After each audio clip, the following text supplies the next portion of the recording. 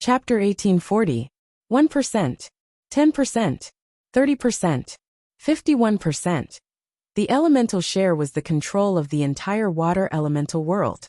In a sense, controlling more than half of the elemental world was equivalent to controlling a super reservoir. As a ruler, he could control how much water was released. It was like fish in a dry swamp, or accumulating small amounts. An elemental world was a little different from a reservoir. It itself was like a huge nuclear reactor.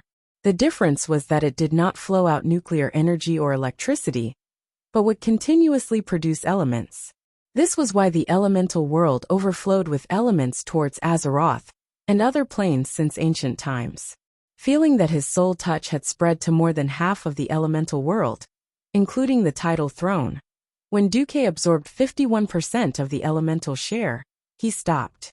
Master. Vashj was a little puzzled. Silegia, you take another 30%. Usually, I will give you an additional 10% of the usage. As for how you distribute it, that is your business. Yes. Vashj did as she was told. The eyes of Vashj's core subordinates all lit up.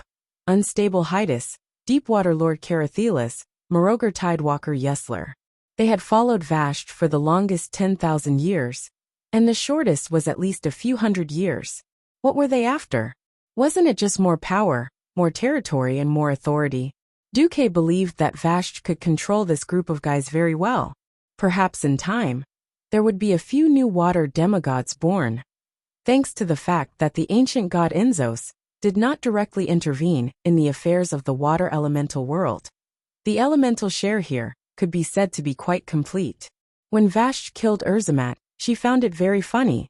Urzamat actually took 40% of the elemental share and beat Neptulin, who had 30% of the elemental share like a dog. The remaining 10% was left for Neptulin, and Duke Hydas's share was raised to 9%. The share of the entire water elemental world was decided in this way. Perhaps some people would ask why Vashj, who only had a little elemental share in the water elemental world, would beat Urzamat up? That was because the total amount of elements that Vashj controlled was higher. In fact, the Azeroth main world and the elemental world were two separate entities. The elemental concentration in the elemental world was undoubtedly the highest. Although the concentration was high, the total amount was small. The Azeroth main plane's elemental concentration was low, but the total amount was many times greater. It was as if the entire land of fire had descended into the main plane and only occupied the small southern foothills of Mount Hyjal. The water elemental realm was about the same size, just the size of Valshi. That was why Ragnaros and Alakir dreamed of occupying all the fire and wind elements on the main plane. Although the elements realm was the source of elements, the absolute quantity of elements in the main plane could also consume the pure elements in the elements realm. This was why Duque had applied to planet Azeroth's will to make Vashj a demigod under the direct jurisdiction of the planet. Having managed Lordemir Lake for so long, Vashj's cards were definitely better than Azamat and Neptulin, who had torn apart the water elemental plane. For Duque and Vashj, controlling the water elemental realm was equivalent to controlling the entire Azeroth water element from the source to the branches. Although the total amount of water element on the entire planet was too shocking, far beyond the scope of a demigod's control, having both the branches and the source was unimaginable. When the water elemental realm was completely integrated with the main plane, it was foreseeable that the share of water element would become more and more valuable. The law of nature was that the winner took all. Neptulin could, of course, sense that his old rival Ragnaros was already dead. Facing Duque, the super boss who destroyed Lager, controlled the fire elemental realm, and dominated the powerful demigod Vashj, Neptulin did not dare to even fart. He had to be a coward. The water elemental realm had completely changed. From today onwards, Duke would be the ruler of this place, while Vashj would rule over the tidal throne as Duke's representative, controlling this place. Master, I still have something important to do. Please let me report to Karazhan, Vashj said very respectfully. Okay. After Vashj arranged the defense here, it was actually a territory for the 4 water element masters under her. Then, She and Duque returned to Karazhan through the portal. Although Vashj looked submissive on the outside, through the soul connection, Duque could clearly feel the excitement in her heart. Almost as soon as they stepped into the bedroom, Vashj turned back into the appearance of a high elf and wrapped around him like a beautiful snake. She clearly had a pair of long legs, but she gave Duque a soft and boneless feeling. Master! With a sickeningly sweet voice, Vashj displayed a kind of passion that did not match with a water element demigod. Duque unsheathed his godly sword, followed by sword-drawing technique and sword return technique. The seemingly monotonous 2,888 consecutive stabs had an unimaginable fiery effect. In the end, Vashj, who overestimated herself and wanted to challenge Duque, ran out of stamina and was put to the ground, limp like mud. Duque raised his eyelids. This is your important matter? Nothing is more important than confirming Master's care for me. If Master doesn't trust me, then I will continue to be my personal maid. I don't want this water elemental realm. What Vashj said made sense and Duque was speechless. This was the difference in the way people thought, because of their different backgrounds. Vashj, who was born as a noble but had been a maid for Queen Azhara in the palace for a long time, still had the habit of relying on the royal power, or the strong. That was something that could not be changed. Just like in the original history, Vashj, who was once independent, finally found Illidan, the unreliable doc, just because she felt that Illidan was stronger than her, and that there was a better future with Illidan. So she died tragically in the Serpent Shrine Cavern. In this life, she saved her soul and saw Duque as the only salvation for her body and mind. So she became Duque. Duque's focus and desire were even above her personal wishes. Duque could not help but like this loyal dog-like attribute brought about by changing history. It was so worry-free. After being intimate with Vashj for an entire day and night, Duque suddenly received an unexpected visitor, Kale, that Sunstrider. Oh, what a rare guest. I didn't expect you to visit me. This was not a polite remark. Although Duque had helped Kale back then, and Kale was very grateful to Duque, for the sake of his subordinates, Kale had to create a small circle independent of the Alliance's power circle. This group of people was under orders from the Alliance, but also a bit like an organization like Silver Dawn, with a certain degree of independence. Chapter 1841.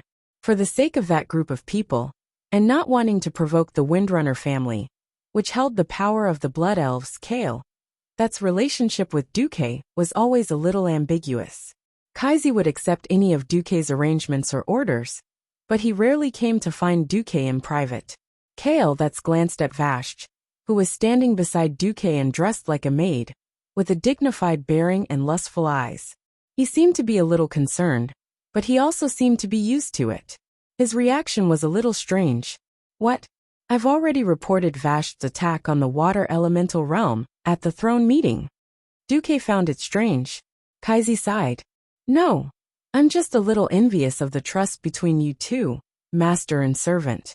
In the past, in the circle of high elven nobles, even husband and wife would have all kinds of dirty political deals or frame each other. Duque did not know how to continue the topic. Instead, it was Vashj who blushed, which was rare. Kaizi changed the topic, stood up, and bowed deeply to Duque. When he looked up, he said in a straightforward manner, Duque, I'll also say it directly. I hope to offer my soul and loyalty to you. This. Needless to say, Duque was a little stunned.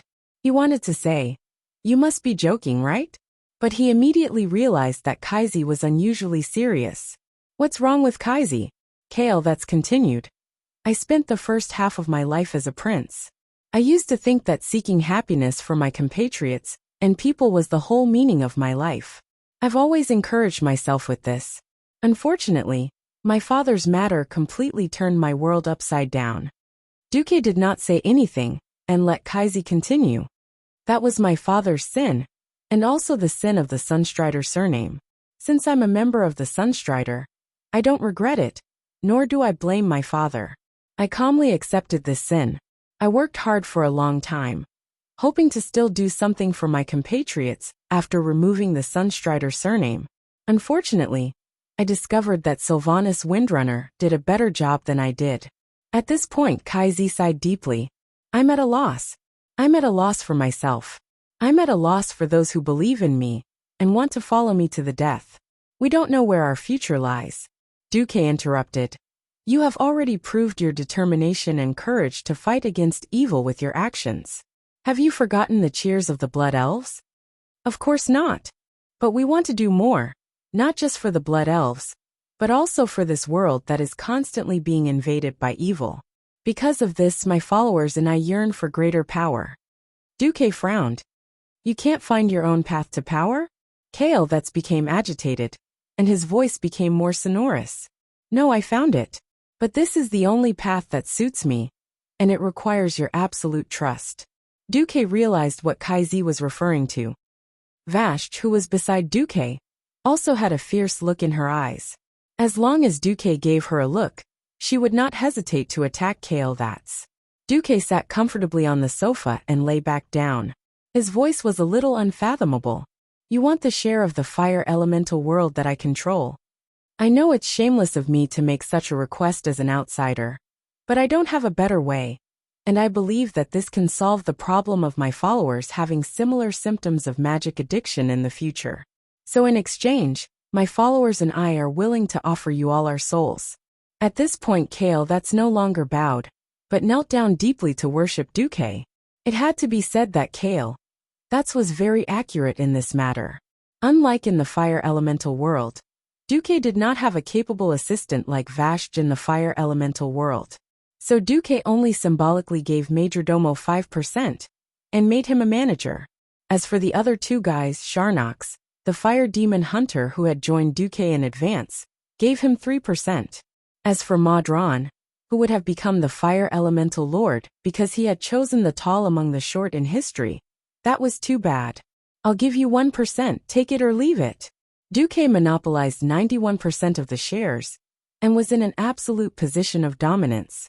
Duque's ambition was not just the fire elemental world. He had to at least take care of the arcane, fire, and frost elements to become a true god.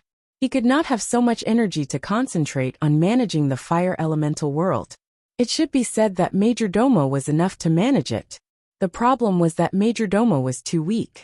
Even if he became a demigod, his combat power was still as high as 5 among demigods. Duque's real representative in the fire elemental world should be like Vashti, who could fight and had his deep trust. That was ideal. Kale that's proposal scratched his itch. After all, at the end of the day, Duque could not absolutely trust Majordomo.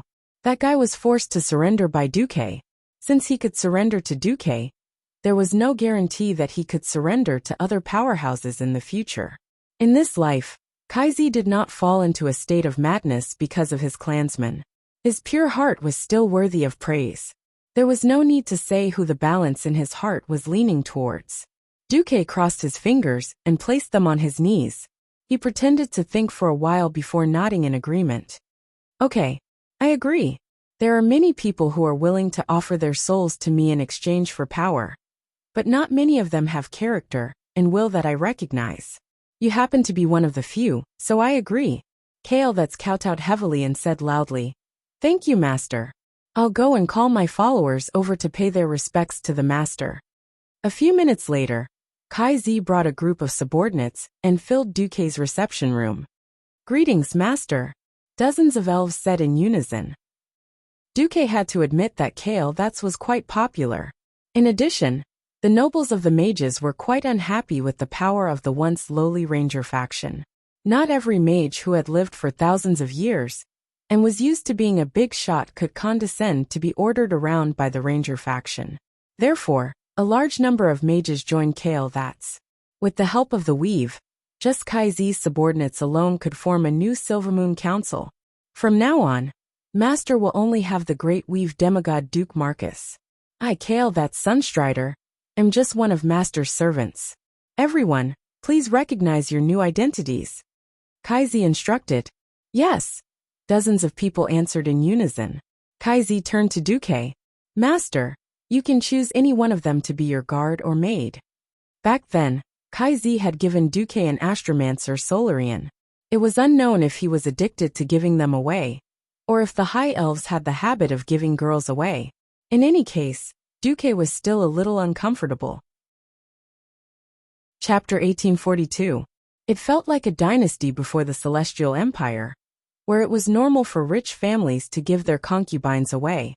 Interestingly, the moment Kaizi said this, one of the 4 heavenly kings beside him, the astrologer Caponia, became anxious.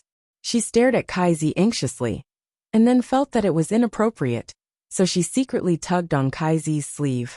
Kaizi seemed to have come to his senses and wanted to change his words, but he did not dare to open his mouth and slap himself in the face. Duque wanted to laugh at the sight of the young couple. Duque looked like he was about to snatch someone's wife. All right, I think Caponia is not bad. When Duque said Caponia's name, Kaizi and Caponia felt completely disheartened, as if there was nothing left for them to live for. Kaizi immediately reacted. Back then, because he lacked courage, he had knelt in front of his great lich father, who had sought refuge with the Calamity Army. This time, he was not going to be timid anymore. He was going to say no loudly. Without paying attention to the second half of Duke's words, Kaizi's body suddenly burst into flames and his whole body jumped up. Yes, he really jumped up. He was at least 5 to 6 centimeters off the ground. Wait. No. Caponia can't do it.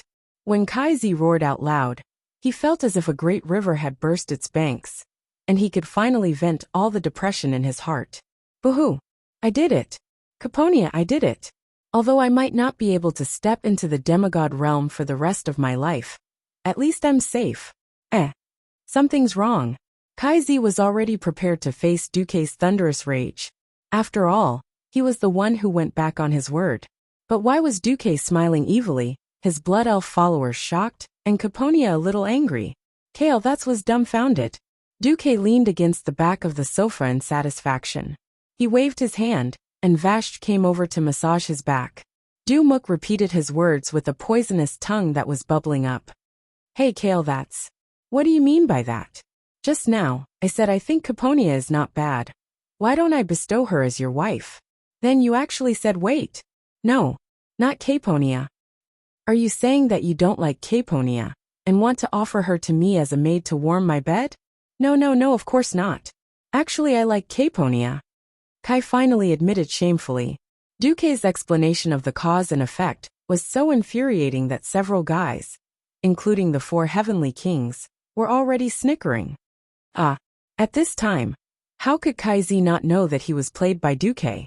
He thought that Duque, who was obsessed with elves, wouldn't die so easily and would let Caponia go. Subconsciously, he thought that his little lover had been sent away because of his slip of the tongue.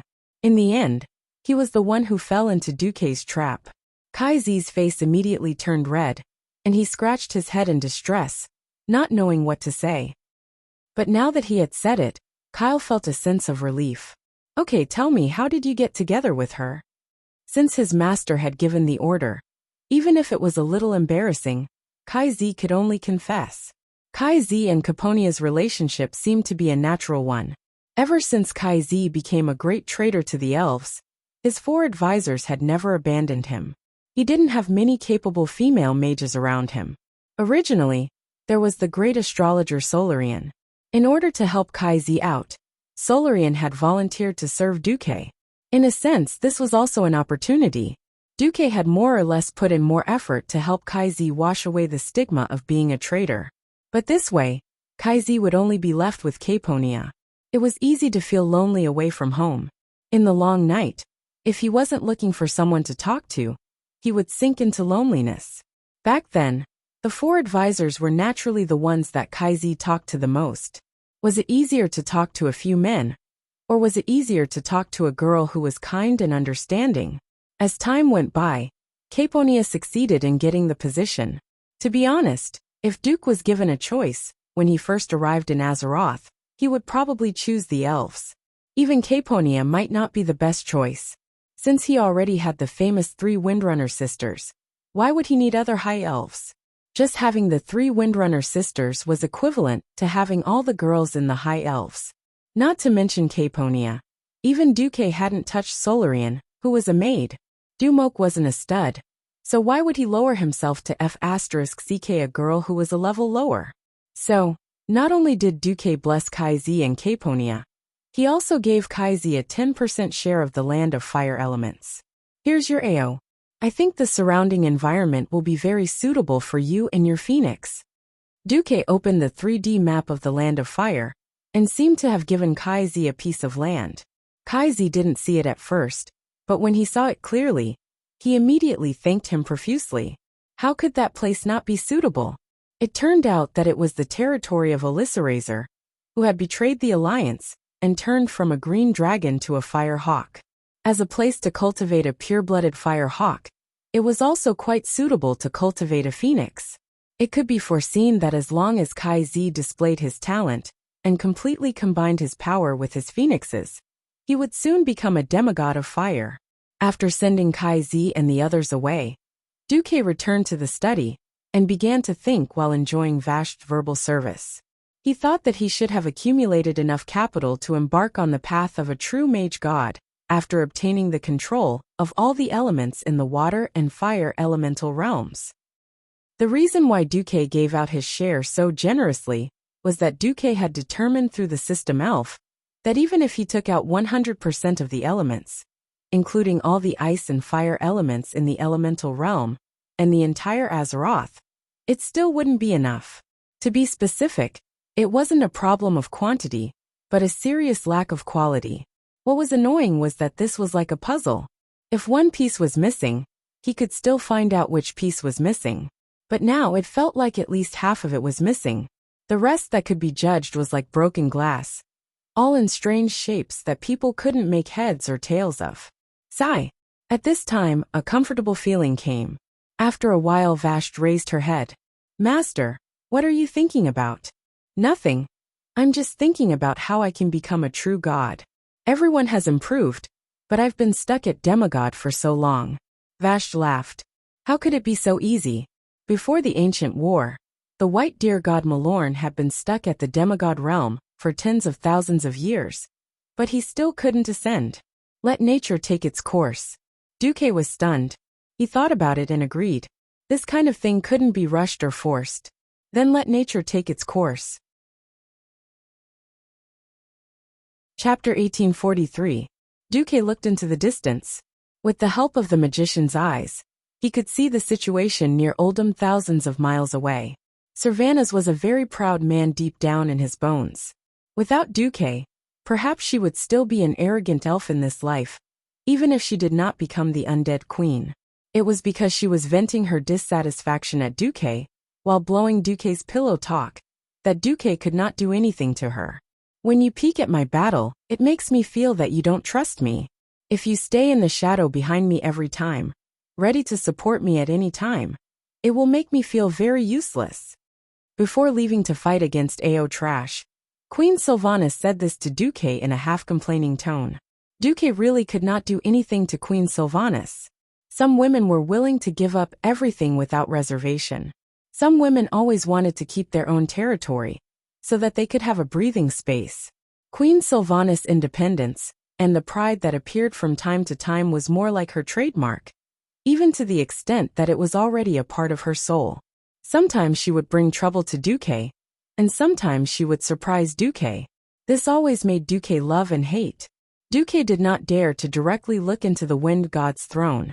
Unlike the great Screw Laga, who only realized that the enemy was right in front of him, whether it was AO Trash or Queen Sylvanas, those who played with the wind element were extremely sensitive. As long as Duque dared to inject his arcane elements into the wind god's throne, the two big bosses would definitely find out immediately. It was fine if Alakir found out. Anyway, Duque did not intend to let this guy live, but Queen Sylvanas, if he did not handle it well, there would be turmoil in the harem. Speaking of which, Queen Sylvanas was pregnant with Duque's child. A pregnant mother could not be provoked. Duque could only bitterly use the most secretive method to set up a batch of passive sensing tactics for the wind element. There was no way.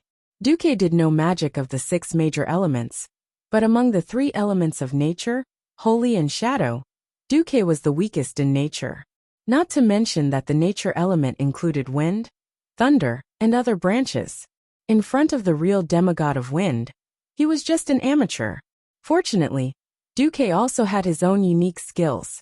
He could roughly judge the current situation of the battle based on the flow and proportion of the wind elements. Oh, we've already passed the Wind Council? Duque was a little surprised. The Wind Council was one of the 4 heavenly kings under Al-Akir. As the Lord of South Wind, Siamat, was imprisoned by the Nephesite, one of the 3 major tribes of Oldham, Al-Akir's deputies eagerly wanted to fill the power vacuum that appeared in the Wind Council. The remaining 3 members of the council were Anshul, the Lord of West Wind, who could heal his allies or poison his enemies with wind, Loash, the Lord of East Wind, who could grind the grandest mountains into dust with his wind, and Nishal, the Lord of North Wind, who had lost more lives than the other 3 combined. Doesn't it sound like the 3 counselors are pretty awesome?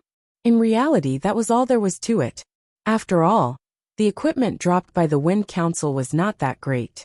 When Duque was still a player, the so-called random enchantment that dropped equipment caused many of his team members to bleed profusely. What really deserved Duque's attention was the change in the proportion of the wind elements. Duque sensitively discovered that the proportion of elements in the wind elemental realm had changed. In addition to Queen Sylvanas, who had already interfered, there were 2 more share controllers. They had a very similar but different aura to Queen Sylvanas. Duque almost immediately recognized that it was the aura of Aurelia and Sasha. Duque's heart leaped with joy. Territories needed to be managed, and blindly plundering and squeezing was not advisable. Obtaining enough elements also meant paying the corresponding responsibility, just like how Duque chose Vashj as the representative of the water elemental realm, and made Kaisi a trusted aide of the fire elemental realm. In the end, Queen Sylvanas still chose her sisters as her deputies. Of course, this made Duque feel gratified. At the same time, it also meant that Aurelia and Sasha also had the ability to hurt Al-Akir. Feeling the intense and frenzied movement of the wind elements, Duque could totally imagine how fierce the battle in the Wind God's throne was. In fact, it was just as Duque imagined. After beating up the 3 idiots of the Wind Council, Queen Sylvanas used a small trick to deceive Al-Akir, and did not immediately discover that the council was completely annihilated. This allowed Queen Sylvanas to recuperate and let her sisters come over to absorb the power and element share of the 2 wind lords. When the 3 sisters were done, Al-Akir, who felt that something was wrong, appeared. His figure was similar to Ragnaros's. The huge amount of elements in his body made him extremely huge.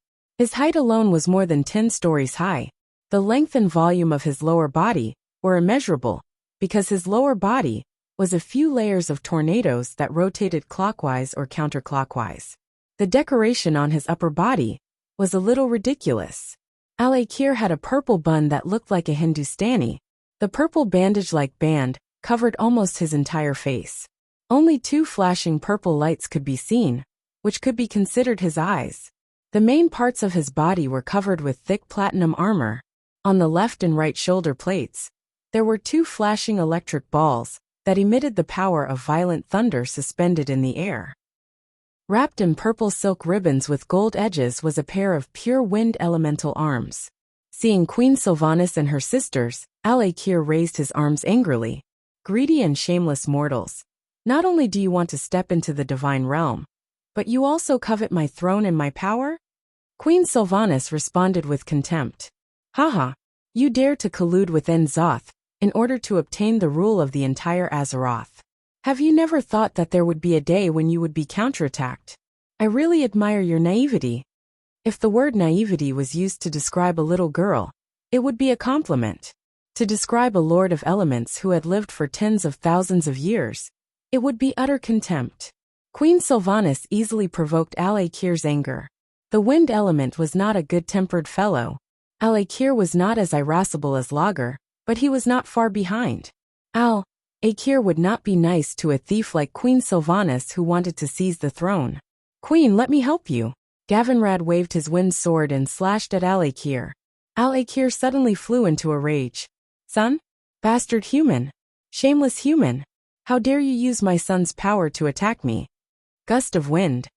At first, Gavinrad did not understand why Al-Akir suddenly changed his target when he wanted to kill Queen Sylvanas first. But when he heard Al-Akir's angry roar, he realized that he was the one who caused trouble. Chapter 1844. Gavin Rad had been playing with the wind sword for a long time. It was so long ago that Kieran had forgotten that Thunder Wrath, Wind Seeker's blessed sword, actually sealed Prince Thunderan's soul inside the sword and kept extracting the prince's power, hence the special effect of the wind sword. It wasn't his fault that he had forgotten. After all, this was one of the earliest divine weapons of the Alliance of Heroes. Who was Prince Thunderan? Wasn't it just Al-Akir's son? Using the power of his son's smash to slash his father didn't need to say anything. Gavin Rad, who had never had enough aggro, and was often not a good MT, pulled the aggro very well this time. What? Defensive knights were only good at pulling group monsters, and not tanking the boss, because they didn't have enough aggro? That was impossible. At least not this time.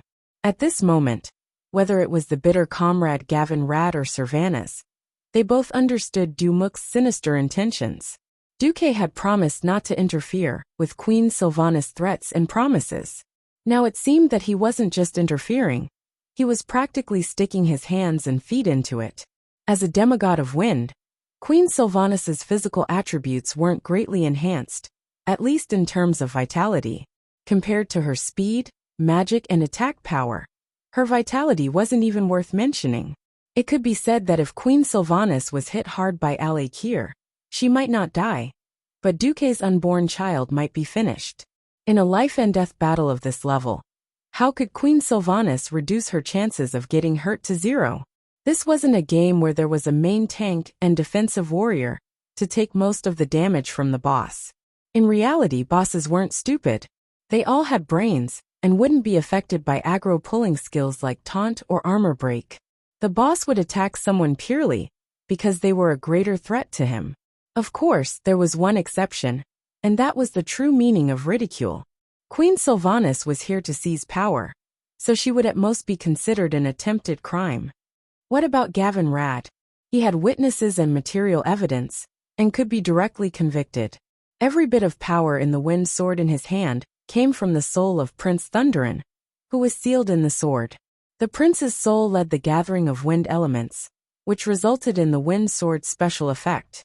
It could be said that every time Gavin Rad swung the wind sword, it was as if the prince's soul was wailing. The whispers in other people's ears became terrible lines in Al-Akir's ears. The following content is purely a free translation of the distorted version. If there are any similarities, it is purely coincidental. Yamit! Papa save me! So painful, sob sob sob. These voices sounded like they had been smashed by a grass mud horse 10,000 times. So Gavin Rad was completely enraged. A powerful move sent Gavin Rad flying into the sky. Well, it was like a home run, flying out in one go. Above his head was a boundless azure sky. Beneath his feet was a boundless blue ocean. Gavin Rad wasn't skydiving, he was skydiving. Gavin Rad had never been afraid of anyone. Even if the two commanders of the Burning Legion were here, he would still dare to fight back. The premise was to keep his feet firmly planted on the ground. Had this guy ever been sent flying into the air, and then completely freefall? Wah! Gavin Rad was so scared that he almost *T himself. Help! I'm going to die. Not only that, Al-Akir's hatred was not appeased. His huge wind elemental hands pushed out continuously. Ha! Ha! Ha! Ha! It was a continuous stream of lightning arrows that were like Gatling guns. Streaks of long lightning radiance really looked like the tracer bullets of a machine gun, drawing out dazzling arcs of light in the bright sky. This was the aura that Gavin Rad wouldn't stop until he was beaten to a pulp. Paladins were supposed to be a symbol of courage. Seeing this guy dancing and screaming, Queen Sylvanas was both amused and annoyed. She waved her hand, and the wind element that belonged to her instantly rolled out. Gavin Rad felt like he was riding on the clouds. He made a big circle, and actually flew back to the platform of the wind god throne. With the support of the demigod of wind, Queen Sylvanas, Gavin Rad, who did not learn from his mistakes, shouted, "Let me tell you, this Thunder's Fury blessed sword of the Wind Seeker represents Prince Thunderan's blessing to me. Bullsh *T. Al-Trash was enraged again. This time, it was the ice storm. That was like a Category 12 hurricane. The violent tornado swept up thousands of white clouds and gathered an extreme chill. It crashed violently into Gavin Rad, the enemy who killed his son. F***ck%yin #at. Before Gavin Rad could finish cursing, he was sent flying again. Air was the medium for transmitting sound. If the air became an irregular turbulence, then the transmission of sound would be impossible. The second half of Gavin Rad's curse was eaten up by the ice storm. Queen Sylvanas and Gavin Rad weren't the only ones who came to attack Al'Akir. The others held back their laughter and attacked Al'Akir, who didn't care about anything. This was especially so for Aurelia and Sasha. Every arrow that the sisters shot out would leave holes of various sizes on Al'Akir's body. If Al-Trash was a human, they would have shot out bloody holes one after another on his body. It could be said that because Al'Akir attacked Gavin Rad crazily, everyone had a stable environment to attack and output. This time Gavin Rad, who was sent flying, became a large ice block the size of a wardrobe. Through the bumpy surface of the ice, he could see that this guy had been sent flying with his arms and legs wide open. But in the next second, the ice block was crushed by Queen Sylvanas with a gust of wind. Gavin Rad, whose lips were purple from the cold, was sent back by the wind. Gavin Rad was furious too. He raised his wind sword and shouted, "Haha! I Gavin Rad am back. Al'Akir, let me tell you, I am the unkillable cockroach that Duque mentioned. Although I don't know what a cockroach is." Before he could finish his words, he was sent flying again. No wind, no ice. This time it was lightning. Aura, aura, aura, aura. The violent lightning strike was launched from Al-Trash's hands. Even though Gavin Rad had activated Holy Shield, the powerful natural elemental attack still broke through his Holy Light Shield. If it wasn't for Sally Whitemane's powerful healing spell at the last moment, he might have already died. Even so, there was still an unknown object that looked like a burnt corn or a dark paladin flying through the sky. "Queen Sylvanas, I'll call you Queen Sylvanas just like Duque. Can we make a deal? Don't send me back." Gavin Rad was about to cry. Sylvanas said seriously, "Wind's return." A minute later, No, I admit defeat. Please don't send me back. Wind return. I'm really going to die." A certain paladin was furious. Wind return. Chapter 1845. Anger was a double-edged sword. It could give people strength and explosive power, but it could also make people lose their rationality and judgment. Al'Akir was not human, but he also had emotions, and that was enough. Gavin Rad was the poisonous bait that Duque had set up to feed to Al-Trash. Regardless of whether Al-Trash ate this poisonous bait, it would greatly distract him, unless it was an existence without emotions. As long as it was an intelligent creature, it would be difficult for it to remain indifferent to the enemy who killed its children. Holy Knights were famous for being able to fight and take damage, even though Gavin Rad seemed a little weak. As one of the remaining 5 Silver Saints, he had escaped the shackles of fate and escaped the fate of death from Arthas. After going through so many battles, his vitality and endurance were infinitely close to the demigod realm. With the support of so many healers and the storm armor that Queen Sylvanas secretly gave him, it was difficult for him to die even if he wanted to. It was just a little hard for him to keep getting beaten up. In fact, when Al'Akir chased after him, he had already accepted his fate. It was just that he would not feel good if he did not curse out loud. When Al'Akir woke up from his anger, it was already a little too late. The attackers led by the 3 Windrunner sisters and the Storm Warden Amarin took advantage of the time when he was beating Gavin Rad to quietly deplete 75% of his wind element. Elemental creatures did not have a specific pain system. Only damage that directly pierced the soul would cause them to be alert. However, the high-purity wind element that belonged to Al'Akir was actually his life force. With 3/4 of his life force gone, Al'Akir finally woke up. "You treacherous thieves! Wild wind! Listen to my command. Go with the wind, little bugs." Following Al'Akir's domineering declaration, an unprecedented storm swept through the sky. It was a terrifying storm that could cut rocks into pieces and pulverize bricks into gravel. Not only was there frost, but there was also terrifying lightning that danced like snakes. Amarin created a tornado that was independent of Al-Akir's power to protect everyone. The people were saved, but the platform that carried the Wind Council's Wind Lords suddenly collapsed. Aha! Many Alliance heroes screamed, especially heroines. It was easy to feel weak if one's feet were not firmly planted on the ground. The sudden feeling of weightlessness was torturous. For example, Sally was the one who shouted the loudest. From the Molten Core until now, Sally was an old member of the Alliance's hero squad. From a little girl to a slender and elegant young lady, Sally could be said to be a veteran. Unfortunately, some things just couldn't get used to, so she was the one who screamed the loudest. "Miss Sally, please stop screaming." Hadron Mini couldn't take it anymore. "In theory, Her Majesty the Windrunner Queen will save us soon. Of course, I have the slow fall spell. Why, is Miss Whitemane going to become a mage?" Millhouse made a suggestion that was out of place. In fact, in the next second, Queen Sylvanas shouted, "The Eye of the Storm." The stones that were supposed to fall rapidly due to gravity began to spin strangely in the air, trembling. Some of the tiny gravel even flew higher into the sky in defiance of gravity. Every mortal who was falling suddenly felt that there was something under their feet. With just a thought, the wind around their bodies all listened to their commands, moving them up, down, left, right, back and forth. Everyone, including Storm Watcher Amarin, realized that they could actually fly, and their speed was 300% of their normal movement speed. "This is the Eye of the Storm?" Amarin was a little shocked. "Haha, I can fly." Riadeline was very happy. "That's amazing." Solon and Leander were in awe.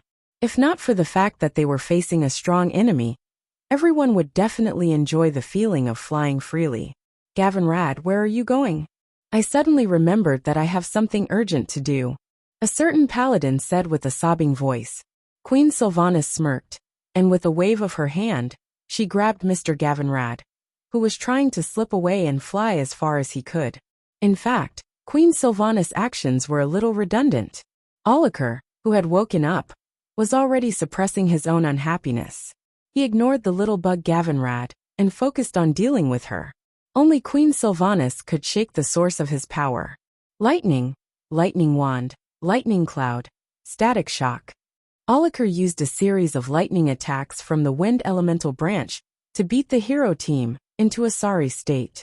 The attack speed of lightning was faster than the wind, and it was also harder to defend against. In order to avoid injury, Queen Sylvanas had to focus more and summon lightning to intercept Aulakar's lightning. Unknowingly, it had become a battle of attrition. As an attacker fighting in the enemy's formation, this was quite disadvantageous to Queen Sylvanas. After all, in the Wind God's throne, there were more wind elementals that listened to Aulakar's orders. If this continued, Queen Sylvanas would not be able to outlast Aulakar. At this time Aurelia and Sasha stepped forward. It had to be said that the female elf's thinking was a little strange. Before they had children, they always wanted to have a child. Therefore, the two sisters were not willing to risk their lives until the last moment. But after giving birth, the two sisters were even fiercer than the fiercest Queen Sylvanas. At this moment, they completely let go of their souls and forcefully plundered the share of the wind elemental here. They did not even let go of Queen Sylvanas' share. If it were someone else, Queen Sylvanas might have turned hostile. Sisters were sisters, and there was nothing that they could not share. Seeing that she could not attack, Queen Sylvanas decisively gave up most of her wind elemental and transferred it to her sisters. In an instant, the situation of the battle changed. It felt as if there were 4 demigods surrounding and attacking Aulakar. It suddenly became Queen Sylvanas defending, while Aurelia, Sasha, and Amaran were attacking. This kind of chaotic attack made Aulakar at a loss. He was furious. He roared. He kept summoning wind, rain, thunder, and lightning to attack his enemies in various forms. But he was the best example of 2 fists being unable to fight against 4 hands. The wind elemental that had gathered on his body was rapidly being sliced off inch by inch. It was a high-speed nibbling that could be seen with the naked eye. When the 2 dazzling balls of lightning on his shoulder armor became dim, the great lord of the wind elemental world, Aulakar, was dead. Feeling the elemental authority surging toward her from all directions in the wind elemental world, Queen Sylvanas was overflowing with dominance and waved her hand. Everyone realized that many black spots were rising under their feet. Countless stone fragments that had fallen not long ago were rising against gravity. Thousands of stones gathered together, forming a huge floating island with a diameter of nearly 1 kilometer. Queen Sylvanas stood in the center of the floating island and announced loudly, "I announce, I, Sylvanas Windrunner, am the new lord of the wind elemental world." Chapter 1846. The voice of the elemental world attached to Azeroth could only be heard by the elemental world and elemental creatures in the same situation. For example, the various large and small elemental creatures in the land of fire and tidal throne that had been subdued. From Vashj and Kael, that's who stood at the top of the elemental world, to the second brothers like Majordomo and Caratheras, to the pitiful Smoldron and Neptulin, who could have been big bosses, but were now just third brothers, and to the elemental creatures of various levels. Those who were truly ambitious had all kinds of thoughts. Neptulin and Smoldron, who originally had some thoughts, immediately gave up on the rebellious thoughts. The situation was very clear now. Duke Marcus was aiming for the position of the Lord of the Four Elements. The fire, water and wind realms were all under Duke's control. Then, needless to say, it was the Earth Elemental World's turn. Not long ago, when Neptulin saw the fire and wind realms enter Azeroth first, he was prepared to wait and see. Now, it seemed like he was simply sending himself to his death. In addition, the powerhouses closely related to the elements could also receive the news. The Guardians of Mount Hyjal and the Ring of the Earth, which were dedicated to quelling the anger of the elements, were all dumbfounded. Especially the Ring of the Earth. Originally, Hamuer and the others were still holding meetings day and night to discuss how to coax the various elemental masters, so that they would not come out to cause trouble and return to their respective elemental worlds. Great. Now they're all fucking traitors jumping over loyal officials. As long as the three elemental world masters gave an order, it would immediately turn into the three elemental worlds ganging up on the Earth elemental world. The druids in the Ring of the Earth suddenly felt as if they had learned the way of nature for nothing. They were learning harmony and communication. On the other side, Duke was taking the way of the king. He directly used his fists to get rid of the troublemakers and subdue the troublemakers. When he became the boss, all the turmoil would be quelled. To put it more exaggeratedly, if Duke wanted to play a specific game, he could give a strict order. Other than the local neutral elemental creatures in Azeroth, the shamans would not be able to use any water, fire, or wind elements. There were no shamans in the Alliance. When the news spread that Queen Sindorii conquered the Wind God throne and became the queen of the wind elemental world, the whole kingdom of Sindorii rejoiced. Almost all the elves ran to the streets to celebrate, singing and dancing. It didn't matter if Queen Sylvanas was Duke's wife or not. In any case, not only did Queen Sylvanas become a semigod, she had also become the queen of an entire world. Even the mage faction in the country had begun to discuss whether or not they should develop wind magic on a large scale. After all, their queen was practically the goddess of wind. It would be a waste not to use such a good resource. The Alliance's Duke controlled the water and fire elemental realms, appointed Kael, that's in Vashj as overseers, while Sylvanas controlled the wind elemental realm. Even though Diehard Roar had a big heart, he still felt that it was a little unbearable. It was true that the beastmen played the berserker style, but while they revered the warrior class, the shaman's teachings were the true tradition. Shaman priests were not only respected professionals, but also the core of the tribe's military. Earth, water, fire, and wind. These four elements would be hard to bear, not to mention losing three of them at once. Without the water element, there would be no healing magic. Without fire, there would be no AoE attacks. Without wind, just think about it, the legendary Wind Fury 9 consecutive strikes of the earliest shamans. Without wind, there would be no use. Once the shaman profession went up against the Alliance, it would immediately be useless. diehard roar fell into a rare long silence. On the other side, Duque had rushed to New Silvermoon City to welcome the triumphant return of Queen Sylvanas and her party as half a master. Before he could hug his 3 lovers for a long time, Gavin Rad rushed out like lightning and hugged Duque tightly. Duque's eyes were filled with the charred armor that this guy was wearing. Duque, I'm going to die. I don't want to live anymore. Back then, I blocked a knife for you. I withstood Logger's hammer for you. And now I've withstood 100 lightning strikes for your fiancé. My life is so bitter, sob sob sob. I'm old, maybe I won't make it soon. It would be strange if I really can't carry the leader. It was worth mentioning that Gavin Rad's acting was terrible. After howling for a long time, he couldn't even bear to use a few drops of eye drops. It was just a few lines over and over again. What he meant was, I've shed blood and tears for you, Boss Duque. Don't call me when you're fighting bosses in the future. And remember to call me when you're picking up cheap loot. Duque's facial muscles were stiff. He pretended to comfort Gavin Rad. Why don't I let you retire with honor like Mograine? I'll convince your wife to accept your women and illegitimate children outside. For my sake, your wife won't say anything. Gavin Rad's face instantly turned pale. He immediately stood up and thumped his chest armor. He decisively expressed his loyalty. Actually, I'm not even 50 yet. I think I can still fight for another 15 years. That was what he said, but his sorrowful eyes gave Duque goosebumps. Queen Sylvanas's cold voice came from behind him. The wind elemental realm will give you 1%. Gavin Rad immediately continued to howl. Boss, I've shed blood for you, 3%. Forget it if you don't want it. Her Majesty Sylvanas finally gave her verdict.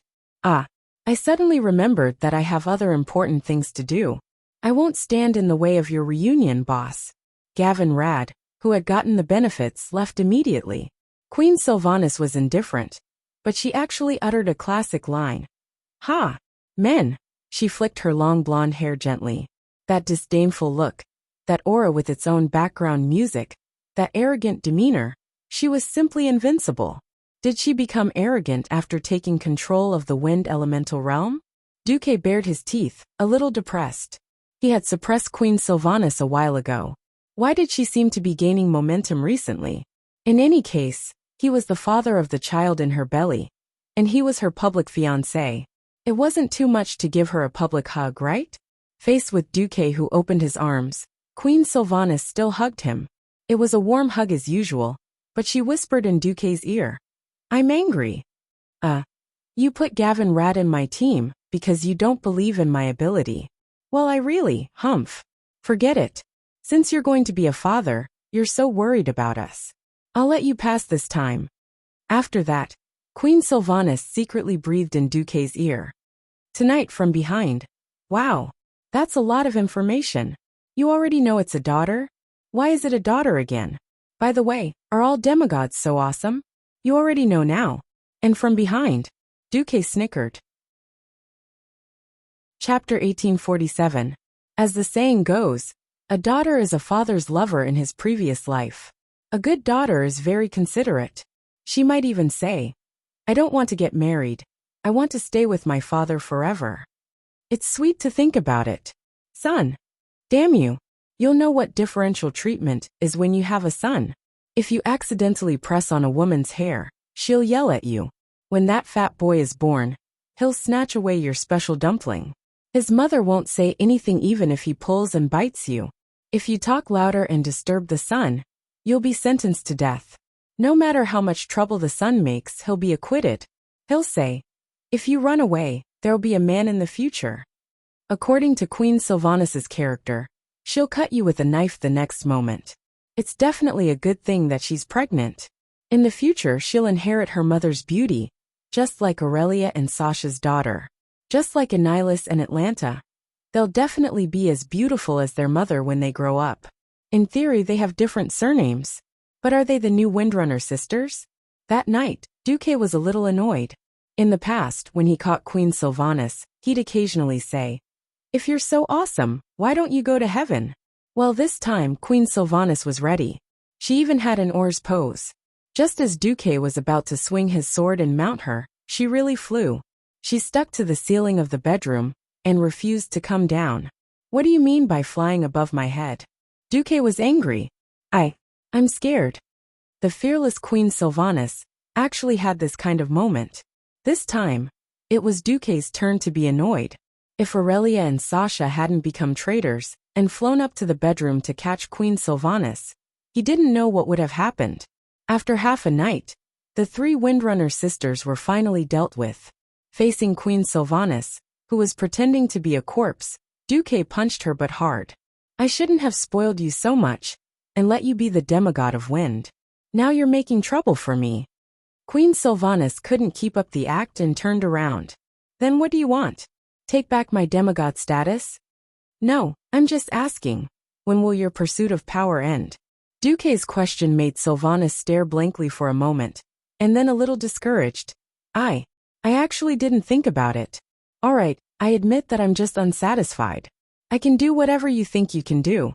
I just want to prove to the world that I, Sylvanas Windrunner, can still be strong and live a wonderful life without you, Duque. Without beating around the bush, Queen Sylvanas spoke her mind. At this time, Aurelia got up and touched her sister's nose. Even if you don't want to admit defeat, you should at least have a plan. You went to fight Al-Akir while you were pregnant, and you still dare to complain that Duque stuffed Gavinrad in as insurance. The Windrunner family doesn't have such an ungrateful woman. Queen Sylvie knew that she had gone overboard after being scolded by her elder sister. She lowered her head and said, I'm sorry, elder sister. Sorry, Duque. Now that Queen Sylvanas had admitted defeat, Duque wasn't interested in scolding her anymore. Right, Duque, what about you? How far do you want to pursue power? Sasha came out of the blanket and asked with her head in her hand. If I can defeat the Burning Legion with my current strength, it doesn't matter if I don't strengthen myself. I don't actually pursue power. I just want to protect the people and things that I cherish. That's why I'm working so hard. Duque was telling the truth. Duque started to tell the three sisters about his journey in life. At first, he just didn't want to be turned into a ghoul, because he was afraid he cherished it. In order to protect everything he had, he worked hard. The more he had, the more he couldn't bear to part with it. Unknowingly, he did more and better. It sounded a little ridiculous, but it was actually very simple. This kind of thinking and practice that extended from the small self to the big self, and even the whole world, was much easier to accept than those exaggerated big principles and big hero ideas. As time passed, the three sisters were stunned to find that their man had become an existence that the mortals in the entire world of Azeroth had to look up to.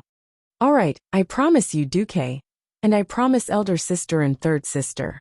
After I destroy Nethereo this time, I'll give birth to the child and be a good queen of Sindorii. I'll no longer pursue the power that might lead to my destruction. In fact, I don't see any chance of advancement. Perhaps the last sentence was the key to Queen Sylvanas' words. So what? This time, although the Alliance showed great power and suppressed 3 elemental realms in one go. This time, although the Alliance showed great power and pacified 3 elemental realms in one go, the 3 elemental realms weren't as powerful as before. In fact, the price paid by the Alliance was not small at all. At a high level, controlling the 3 major elemental realms was a huge gain. Duque expanded the weave and announced that even the mana consumption of frost elementals would be reduced by half permanently, which won the unanimous cheers and praise of the Pharaoh. For the middle and lower levels of the Alliance, the consumption was not small at all.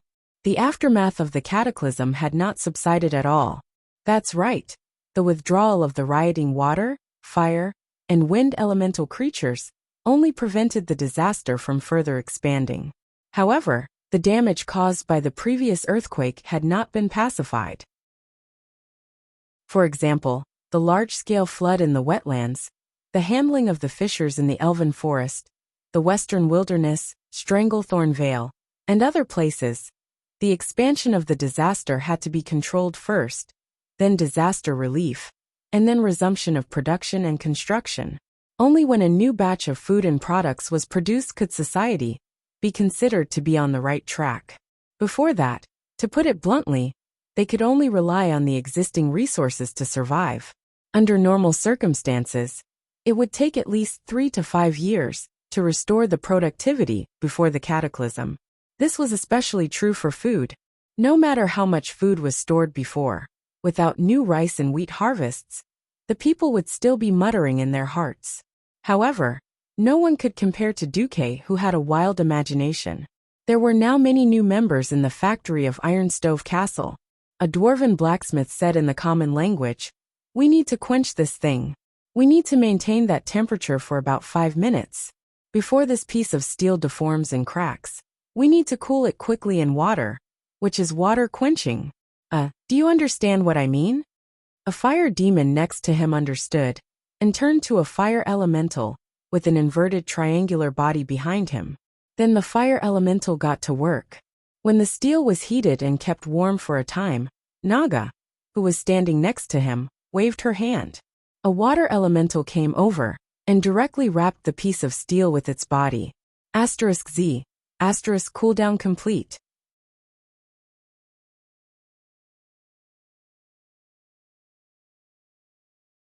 Chapter 1848. At first, not just elemental creatures, even the dwarves couldn't adapt. This completely subverted their common sense of technology. Blast furnace? Boiler? No need. Water source? Cooling water? No need either. After mastering water, fire, and wind, the first invention Duque made was a brand new elemental industrial system. The furnace castle itself was a volcanic crater. The fire elementals used up the fire elementals, just went into the lava, and came back. The water elementals weren't afraid either. Outside of the furnace castle was a snowy mountain. The fire demons and Naga that Duque controlled became the most important bridge between mortals and elemental creatures.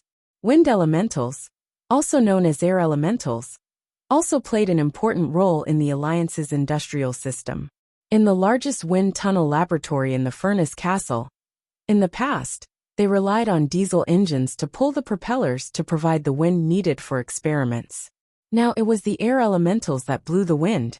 The experimenters could get as much wind as they wanted with just a word. The wind speed could be adjusted at will, even at different angles. In time, the Alliance's third-generation flying battleship would probably come out. It would be a hybrid flying battleship with a combination of traditional diesel propellers and wind elementals.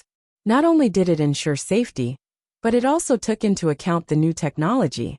The key was that it consumed less energy and had a better endurance. Not just industrial, but in agriculture, the addition of elemental creatures quickly subverted the image of elemental creatures in the eyes of civilians. The Alliance's propaganda was like this. In the past, the cruel elemental kings Ragnaros and Alikir controlled them to wreak havoc on the continent. Now that Duque became the king of water and fire elementals, the situation was reversed. In Loch Moden and the wetlands, this was originally the dwarves' largest food production base. Because of the collapse of the Boulder Dam, a large area of the wetlands was submerged, and Loch Moden began to lack water. Under normal circumstances, this year's food production in Loch Moden would be finished. But with water elementals, things were different. High-level water elemental elites were mobile medium-sized reservoirs. The dwarves commanded the Naga, and the Naga commanded the water elementals. Once they were controlled, not only did they open up a new water source in Loch Moden, in fact, the underground water that the dwarves didn't discover or couldn't handle before. They also rearranged the layout of the paddy fields in Loch Moden. In the wetlands, a group of muddy water elementals with sand and mud would run into a big puddle and squat. Water leads the way, sand and mud are left behind. It didn't matter how big the puddle was, or whether there were dangerous creatures, such as crocodiles in it. It turned into pieces of soft mud that were rich in water. At the very least, with a little tidying up, transporting some soil over, and then using a bulldozer to flatten it, it would immediately become a piece of fertile farmland. As long as Neltharion was settled and the Boulder Dam was rebuilt with cement, the wetlands would become a major grain-producing province in less than 2 years. It would be thousands of miles of fertile land that belonged to the dwarves. Not only the dwarves' territory, but the entire Alliance's territory, from the northernmost Sindorii kingdom all the way to the south, to Lordaeron, Stromgard, Alterac, Gilnis, Dalagen, Stormwind, and finally Kurtiras, who had started building a new royal city in Stranglethorn Vale, were using the opportunity of the cataclysm to transform the landscape and carry out more scientific redevelopment of the land. Apart from the Night Elves who had always adhered to the doctrine of nature, all the races and kingdoms of the Alliance used this opportunity to reform themselves. At the throne meeting, someone asked, "Isn't there still Nesario who hasn't come out? What should we do if he attacks?" Duque said straightforwardly, "The reason why the cataclysm is called a cataclysm is that it was not something that could be done by Nesario or Inzoth alone. This is a special effect produced by the combination of the 4 major elemental realms and Azeroth. Without the 4 major elemental realms working together to pull the elements of the world to resonate together, the destruction of the planet would have been impossible. What if Nesario attacks?" Muradin looked a little cautious. "Our hero squad and the Sleeping Dragon Temple will join forces to fight the attack immediately. Also, can a black dragon destroy nearly 10 million square miles of land at the same time?" As soon as Duque said this, everyone suddenly understood. Azeroth was very large. Duque had just said square miles, which was the way the Chinese were used to. The total territory of the Alliance was about 20 to 30 million square kilometers. This was not bragging. The Elven Forest alone was 1,300 kilometers from east to west, and the widest part was more than 400 kilometers, with a total area of 330,000 square kilometers. Plus the Redridge Mountains, the Western Wilderness, the Twilight Forest, the Upwind Path, the Swamp of Sorrows, and half of Stranglethorn Vale. Today, Stormwind alone had more than 2 million square kilometers of territory. The specific figures could not be calculated, because no detailed geological survey had been done.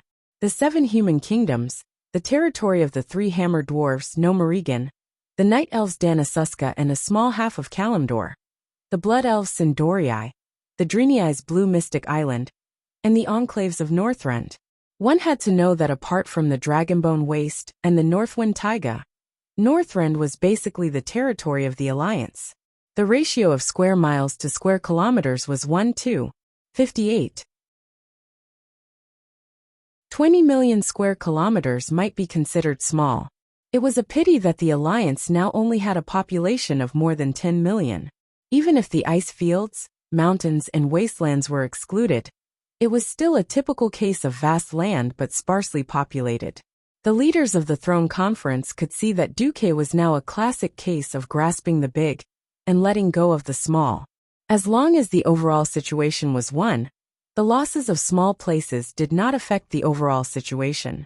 It could be foreseen that the places attacked by Nesario and his Twilight Dragons would definitely suffer losses. Under the surveillance of the magic net all over the world, once the densely populated areas of all the member states of the Alliance were attacked, they would definitely respond immediately. With Duque, a demigod of the magic net who was proficient in teleportation, it was completely possible to make the attackers suffer the consequences. Perhaps even their lives would be spared. Since the damage caused by the attack to the Alliance was limited, the Alliance could take advantage of the opportunity of the cataclysm, forcing the residents to migrate and carry out a comprehensive development. As long as the population, productivity, and resource development went up, even if some people died, it would still be a big gain in the overall situation. Jaina smiled. "I'm impressed. You can turn a world-destroying cataclysm into an opportunity to promote the development of the Alliance in one go. Is this the so-called elemental economy?" Jaina did not know that the term she had casually mentioned had actually set off a craze among economists and historians about the topic of elemental creatures promoting the development of science and technology. While he shifted his attention back to the internal affairs, Duke did not forget about the ongoing war. Through the Eridar Gemini, Duque learned a new piece of information. "What? You're saying that the Horde didn't run into the Twilight Dragons Varian, Cenarion, and Sinestra when they attacked Twilight Fortress?"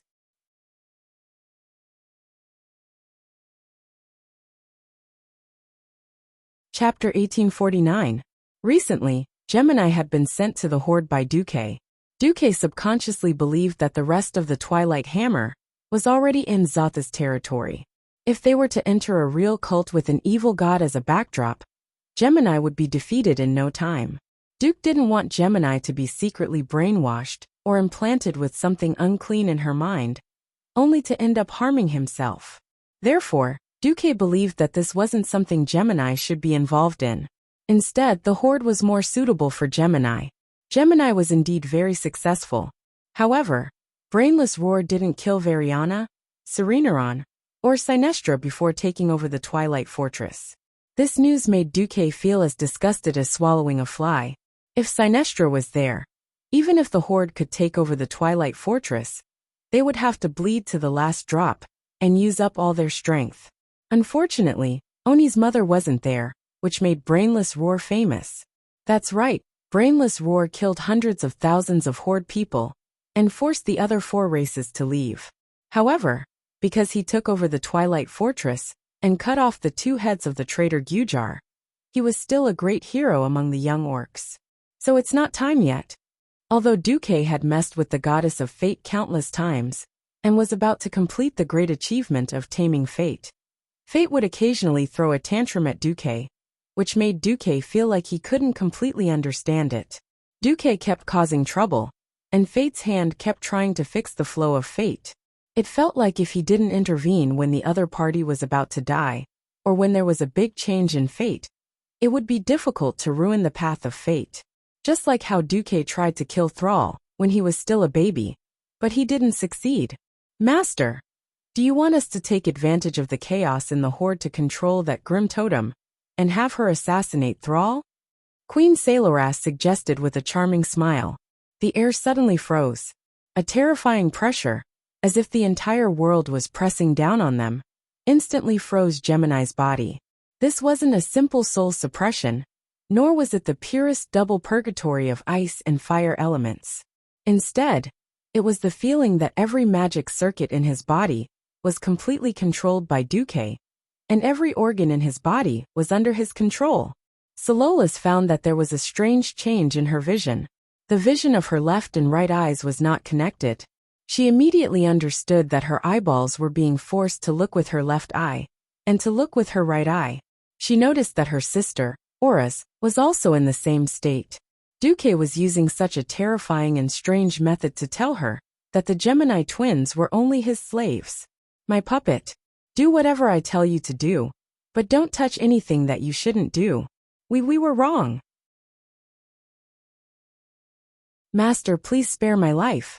In the mouth that was still allowed to control itself, Gemini's lips spat out the same weak words. When she regained control of her body, Gemini was completely drenched, as if she had been fished out of the water. After telling Gemini to get out of here, Duque fell into deep thought.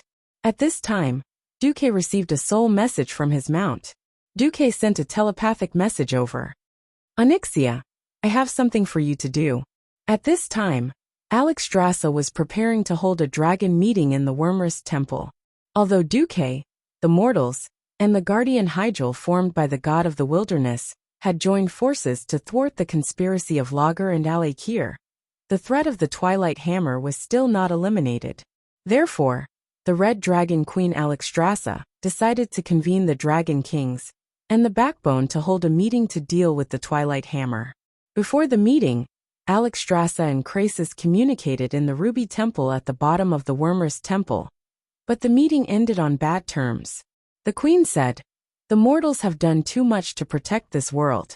After all, this cataclysm was caused by the traitor Nesario and Inzoth. We, the Wormrest Temple, cannot remain silent. I want to gather all the dragons and attack the believers of the Twilight Hammer on a global scale." Krasis was stunned. All the dragons, including the black dragons and blue dragons? Of course, they are also an important part of the Wormrest Temple. I think the blue dragons have not recovered from the loss of Malygos, so we should not send them out so hastily. Moreover, among the black dragons, Onyxia is the only black dragon who is willing to obey the orders of the Wormrest Temple. We should get rid of them. Could it be that the bronze dragons and green dragons also have their own missions? In the end, just like the previous times, Only the Red Dragon Legion will charge and break through the enemy lines? Cleostras, you are too selfless. Nesario is the common enemy of the 5-color dragons. I have decided to hold a meeting of the dragons as soon as possible. I will squeeze enough combat power from the various dragon kings. If this is the case, Your Majesty, please allow me to refuse to participate in the meeting. I don't think this is appropriate, and Duque has not sent us an application for joint operations. This means that he thinks that the alliance alone, with the power of the god of the wilderness at most, is enough to deal with the current situation. When it came to Duque, Alexstrasza was convinced, but she was also a little emotional. Pay attention. It is us 5-color dragons, not mortals, who have been entrusted with the duty of guarding this planet by the Titans. It is an unexpected surprise for mortals and native creatures to contribute to the protection of this world, not an obligation. The only ones who have the obligation to protect are us dragons and the various guardians. Proudly raising her chin, the queen ordered, Cleostras, you don't have to go to the dragon meeting. You stay and protect the red dragon egg in the sanctum. Yes, Your Majesty. Krasus lowered his dragon head. Alexstrasza spread her huge dragon wings that seemed to be able to cover a small town, spread them high, and disappeared from Krasus' sight in a few moments. She went to the top of the Wormrest Temple that towered into the clouds. It was not a simple flight. The Wormrest Temple had various layers of subspace defense. In fact, she had just passed through several spaces. Krasus curled up his body and did not even enter a state of pretend sleep. He could not help but think of Duque's report. As an old ally of the Wormrest Temple, Duque had always been very outstanding. This time, it was also him who reported the matter of the Twilight Dragon in advance. The Twilight Dragon. This was a dragon egg that could contaminate a normal 5-color dragon, and then promote the transformation, so that a dragon that should have become a 5-color dragon could mutate into a Twilight Dragon. This news made the Wormrest Temple highly vigilant, so there was the initiative of Krasus, the big boss of the Red Dragon clan, to personally guard the dragon egg. Worried, Krasus ordered the Red Dragon with a double-headed sword not far away. Bring 3 more teams of Dragonians and half-dragons here.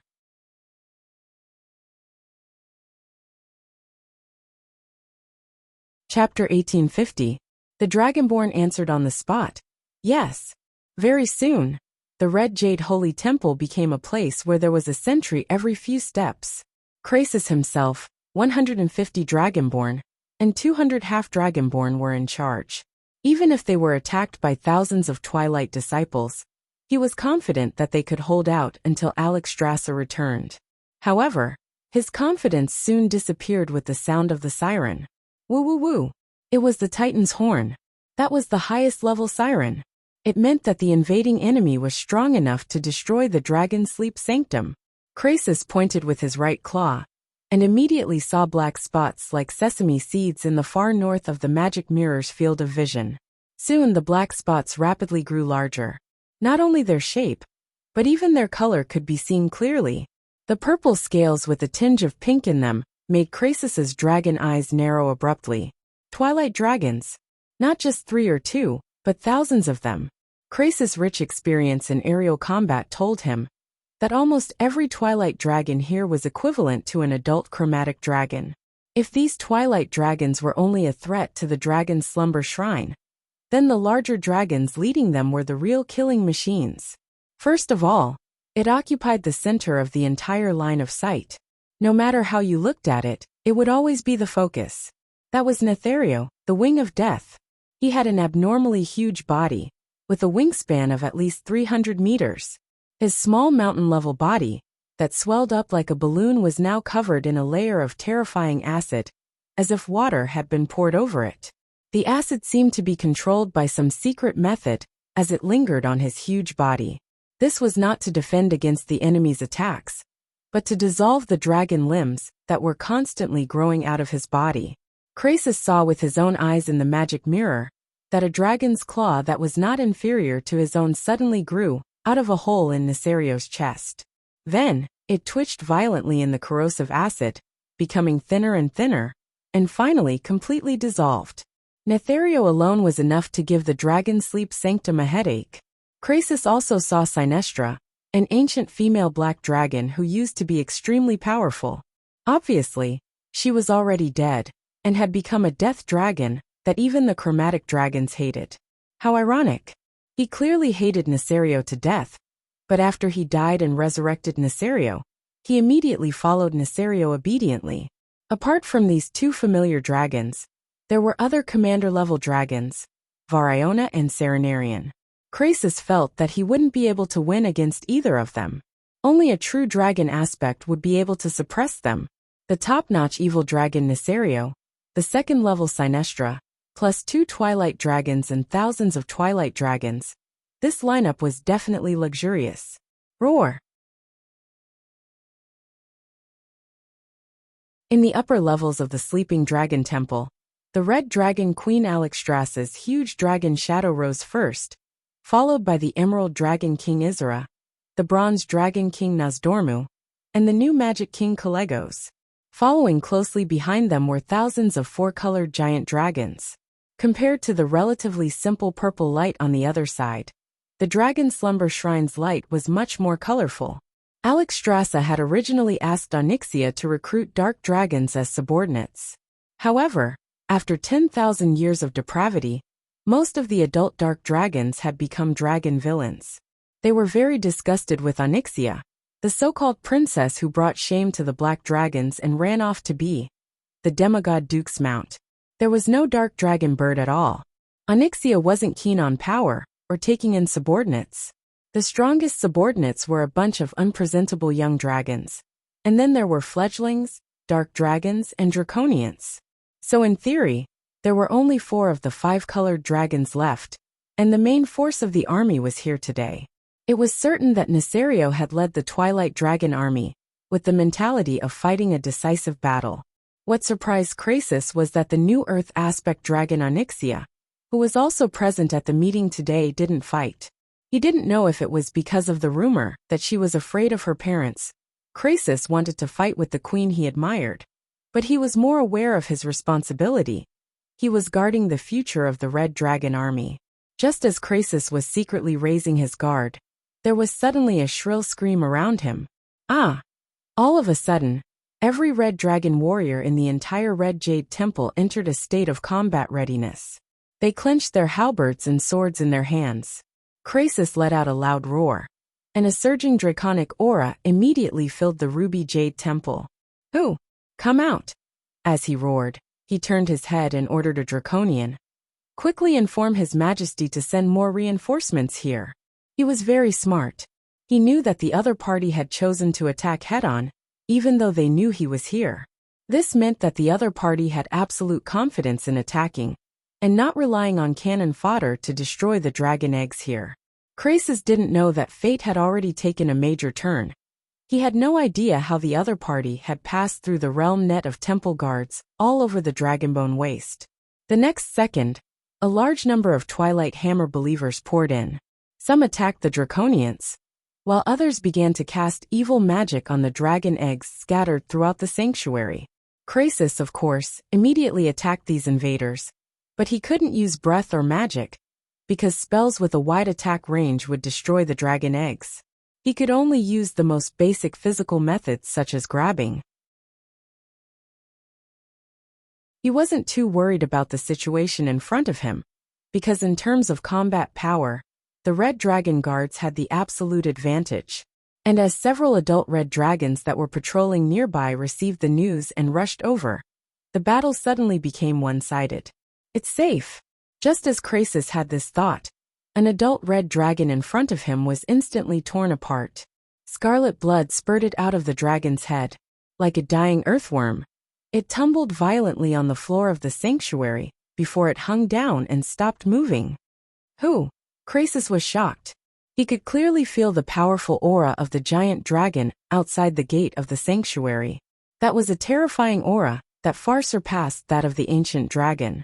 Those who could have such power were all of the strongest in the dragon race. Usually, only the direct bloodline descendants of the Dragon King could have such strength. That kind of dark power was so dense that just feeling it made him shiver. For a second, Croesus almost thought that Onyxia had betrayed him, or that Nefarian had resurrected. Obviously not. A huge black dragon that he had never seen before stepped into the red dragon holy land. Hello, Cleistras. Please allow me to introduce myself. My name is Lazio.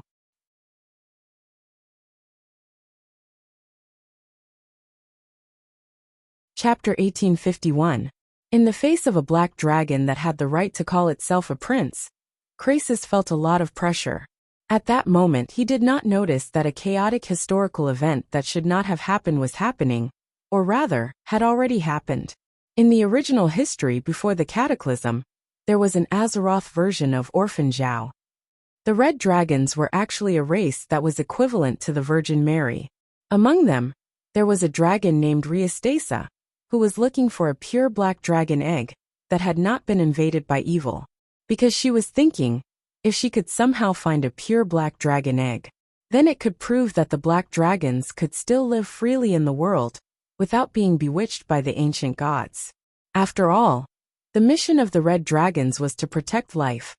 Getting rid of every black dragon in Azeroth was against their purpose. But if the red dragons could find a way to redeem the black dragons, then it meant that there was hope for them to continue living. The problem was that the wings of death had been corrupted by the ancient gods, and since the ancient war, he had been the enemy of his fellow dragons. The black dragons under his command had also become his minions. One after another, they had become a group of crazy, neurotic fallen black dragons. But would there be a dragon that could lay a pure dragon egg that was not affected by the ancient gods at all? And if it was not controlled by the wings of death and the evil power of the ancient gods, what would the future of this dragon be? So the Virgin Mary red dragon Riastesa caught a female black dragon, Nishiandra, and forced her to study how to lay eggs. In the end, she laid an egg, and it was a very rare egg that belonged to the wings of death Nesario. For this matter, be it the wings of death who was frantically searching for this egg, or the red dragons, they were all caught up in this whirlpool. Moreover, this egg had its own will even before it was born. When the egg, although not yet out of the shell, developed to a maturity level where it could think independently and carry out plans, it sent out a cry for help to a group of sneaky fellows who were proficient in stealing and could even come and go freely under the eyes of the red dragons, the thieves of Ravenholt Manor. Thus, there was a strange case of the dragon egg disappearing. After many twists and turns in the plot, the black dragon Prince Razio was born. With the help of all kinds of resources, he quickly grew into a powerful dark dragon and called himself the last dark dragon. In theory, he was both good and evil in the original history, and had a good relationship with King Anduin Wrynn. However, at the time node of the King of Draenor, he participated as the mastermind in rescuing Braindead Roar, and letting Braindead Roar go to another timeline to cause trouble. All in all, this was a powerful, intelligent, and sinister dragon prince. Unfortunately, fate had its way with dragons. In this life, with Onyxia's cleansing, the title of the last normal black dragon would not fall onto Lachio. More importantly, without the protection of the red dragon tribe, Lachio wouldn't have the luxury to wander around the Dragon Slumber Shrine, the Alliance, and other forces. So Ratio, who was in front of Croesus, was obviously a henchman of the Wings of Death.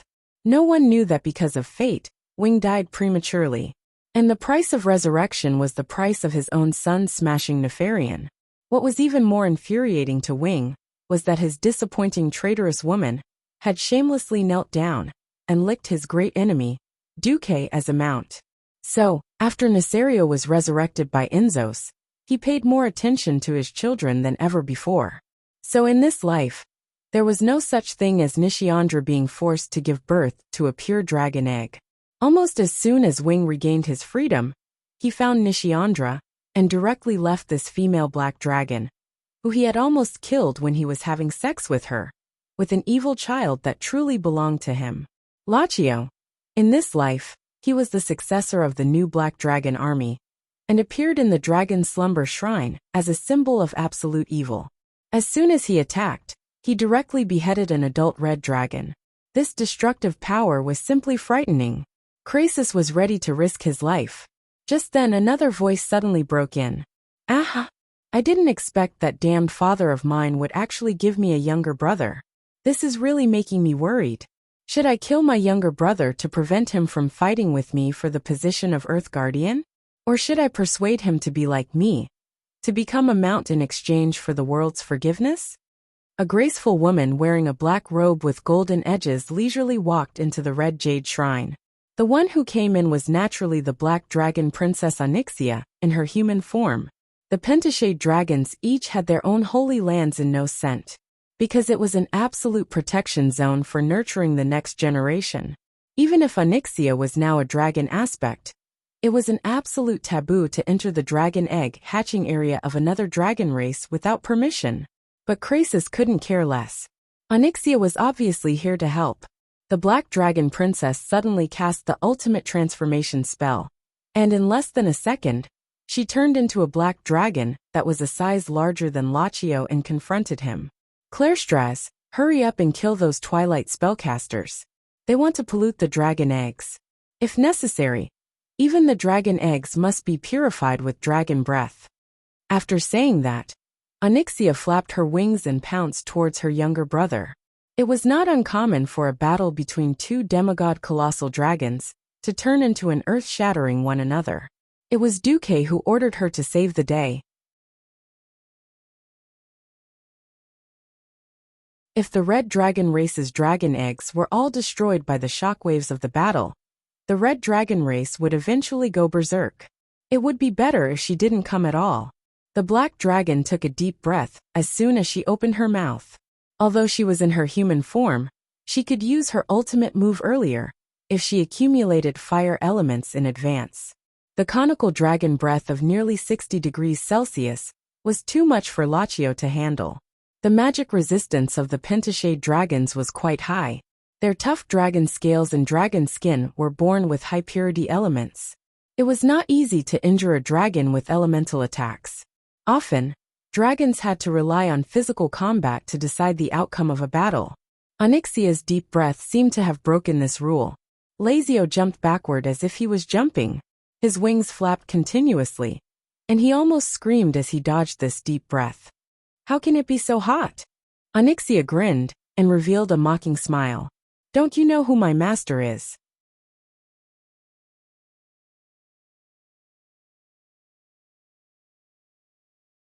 Chapter 1852.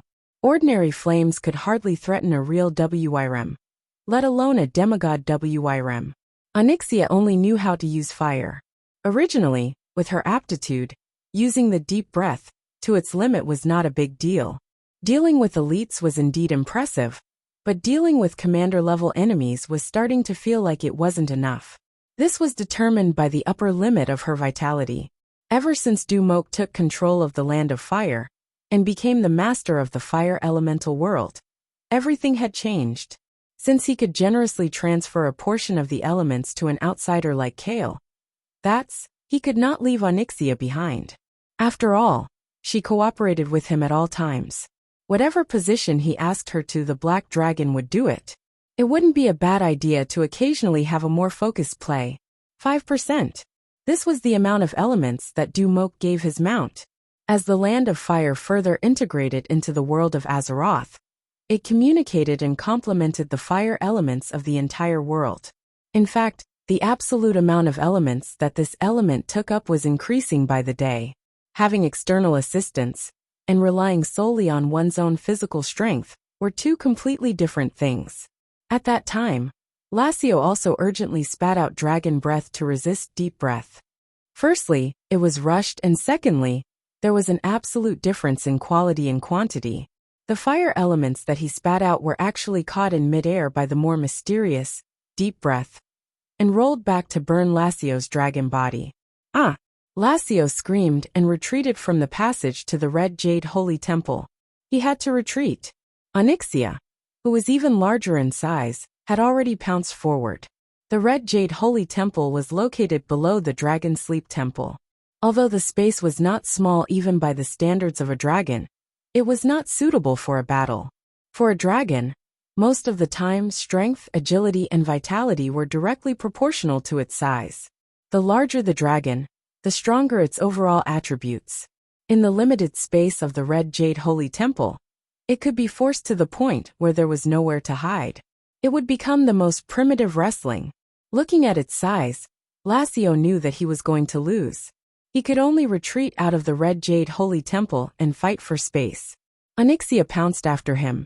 Lassio glanced at the battle in the sky north of the Dragonbone Waste and fled north without looking back.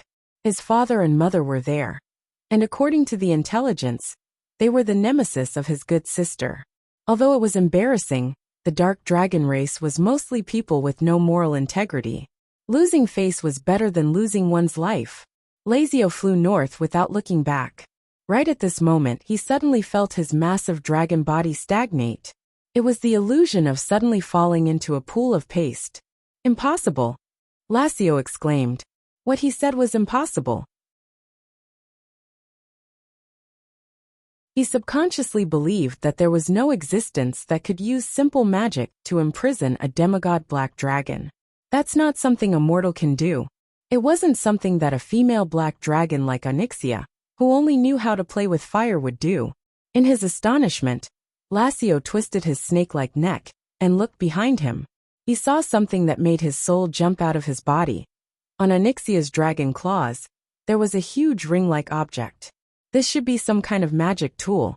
Lassio watched as his sister activated one of them, and then his body, which had just regained some mobility, immediately became sluggish again.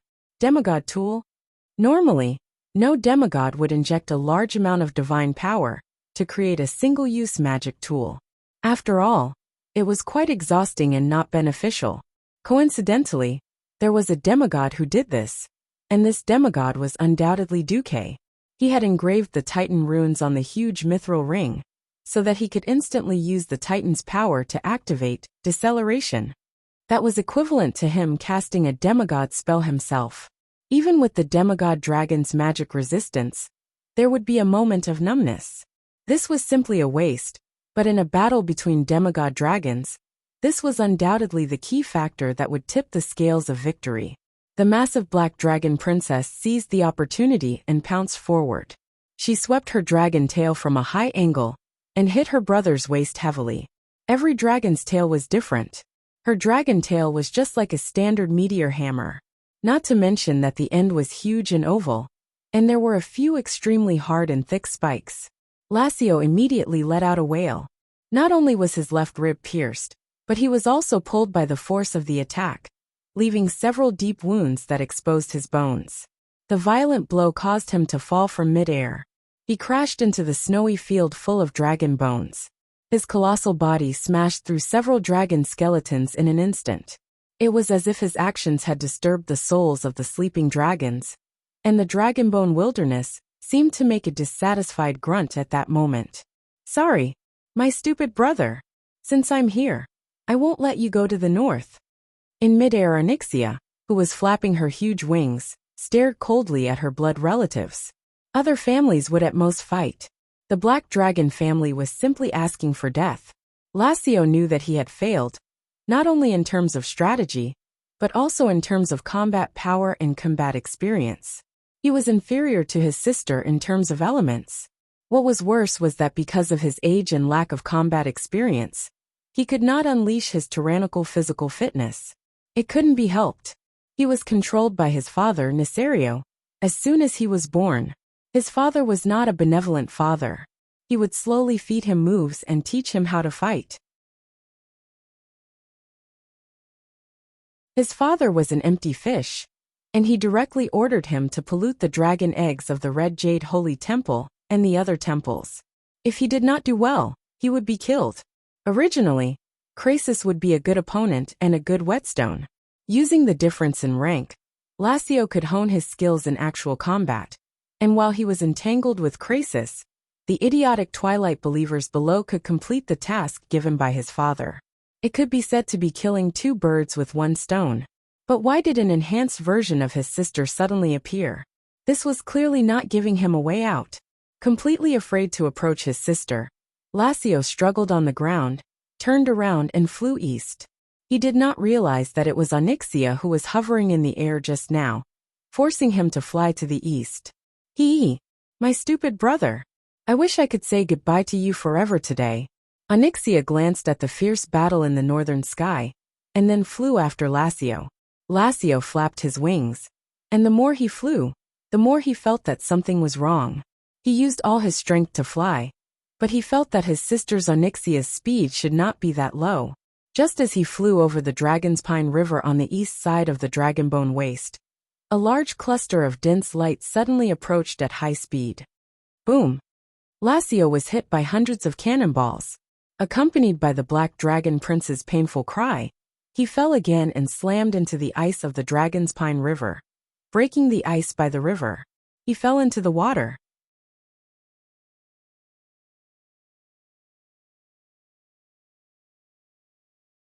Chapter 1853. Trap. Everything was a trap. When Lassio's huge body fell into the water, he was stunned by the scene in front of him. Next to him, there was a huge water giant sitting in the river, hugging its legs. The river was not shallow, but compared to this underwater giant, it was like a small ditch. What made Lassio's heart palpitate was the strong waves of water elemental energy emitted from the giant. It was definitely not a small sea giant. That was, a dumb giant dragon actually fell into the river. Normally, it was very difficult to transmit sound underwater. However, this giant's voice directly entered Lassio's mind. Lassio almost peed his pants. He knew who this water giant with the strange golden chain on his chest was. It was the former lord of the water elemental realm, Neptulin. Lassio felt like he was being attacked by a dog. You're the former lord of the water elemental realm. What are you doing in this river? Neptulin grinned and rose to his feet. As he stood up, the water level of Dragon's Pine River, which had not changed for thousands of years, suddenly rose by 100 meters in 10 seconds. This was a very exaggerated number. Under normal circumstances, the banks on both sides of the river would definitely suffer. However, the water level only rose to the width of the river. The banks did not move at all. Neptulin was obviously trying to trap him. No. Wah. Lassio choked on a mouthful of water. At this moment, how could he not know that his opponent was here to kill him? He struggled to leave this strange water body. Unfortunately, he only managed to struggle for 3 seconds before several white lines of water closed in on him from afar. One of them was a petite female Naga, only slightly larger than a human. She was dressed in luxurious accessories, and judging from the golden crown on her head, she was at least a queen. The other one was a huge water elemental, and the last one was a huge and ugly strange fish. Neptulin, good job. This time, you've done a good job. The female Naga spoke with the voice of her soul. Neptulin's face showed a look of joy. It did not matter if it was fake or not. The Naga queen turned her head.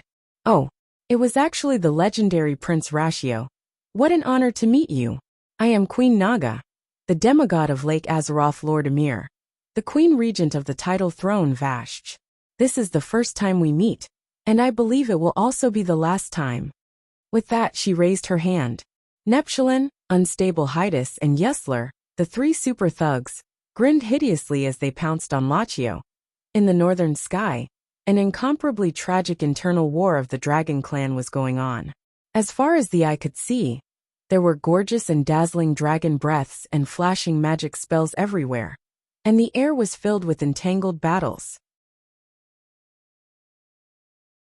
Whether it was the Wyvern Guardian of the Dragon Slumber Shrine, or the Twilight Wyvern belonging to Nesario, they were all bloodthirsty, and used the fiercest means to deal with these enemies who were theoretically their compatriots. Perhaps the moment they met, a large cloud of murky and stinky blood rain would fall from the sky, or even scattered pieces of internal organs. With a flash, the dragon claw slashed down, and perhaps an entire row of ribs was neatly severed. In terms of combat experience, the 4-color dragon warriors were obviously superior to the Twilight Wyvern. The aerial combat experience accumulated over the years was not something that the Twilight Wyvern, who grew up on stimulants and pills, could compare to. In the initial battle, the 4-color dragon and the Twilight Wyvern had a shocking battle-loss ratio of 1:10. However, the Dragon Slumber Coalition army immediately discovered that something was wrong. The strength and physical fitness of the Twilight Wyvern were comparable to that of the four-color dragon. Their special ability was to create a unique Twilight domain space, and use this space to crazily absorb energy from the outside world to promote their own growth. As long as there was enough energy for them to absorb, they could grow rapidly. It only took a few months, or even a few weeks for a Twilight Wyvern to hatch to adulthood. But it took hundreds or thousands of years for an ordinary dragon to hatch to adulthood. The terror of having Nesario in charge was reflected at this time. This was a terrifying characteristic that did not exist in the original history. Enzos had bestowed a terrifying halo effect on the Wings of Death. This terrifying halo, which covered an area of more than 10 kilometers, greatly strengthened the Twilight domain of each Twilight Wyvern. Not only was the domain larger, but the effect was also more amazing. As long as any energy transfer occurred in the Twilight domain, the energy would be absorbed. Whether it was the aftermath of magic that was cast, or the flesh and blood that fell from midair and passed through this space. Whether it was the four-color dragons, or the Twilight Wyverns, as long as it was energy, it would be absorbed without any resistance. Many of the dragons found that their opponents suddenly swelled up as if they were inflated, and then their speed, agility, and vitality skyrocketed, as if they had been injected with chicken blood. At first, the Twilight Wyverns did not have any brains, and only knew how to fight by instinct. However, after a few rounds, as long as they did not die, they could use the energy absorbed from their surroundings to repair their bodies, and learn new tricks from their opponents to deal with the four-color dragon. Soon the battle-loss ratio between the two sides changed dramatically. From the initial 1:10, it became 1:3.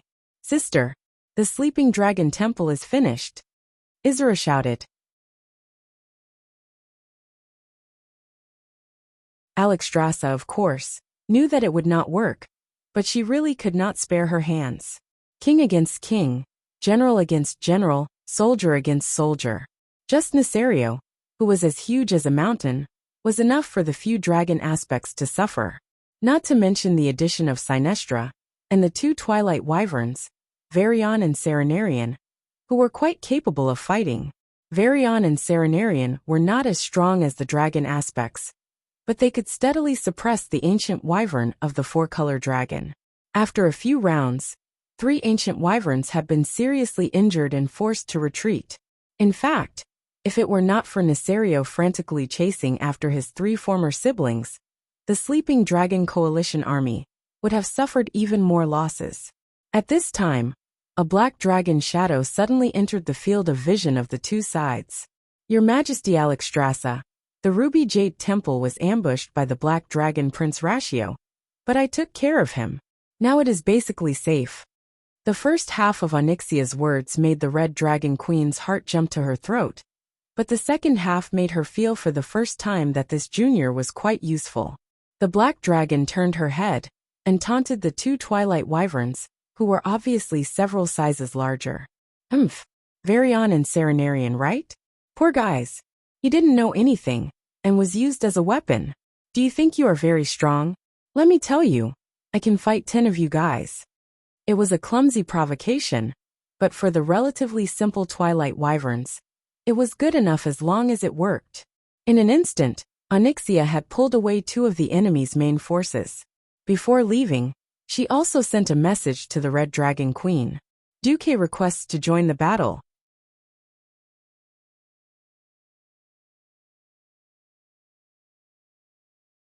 Chapter 1854. Duque.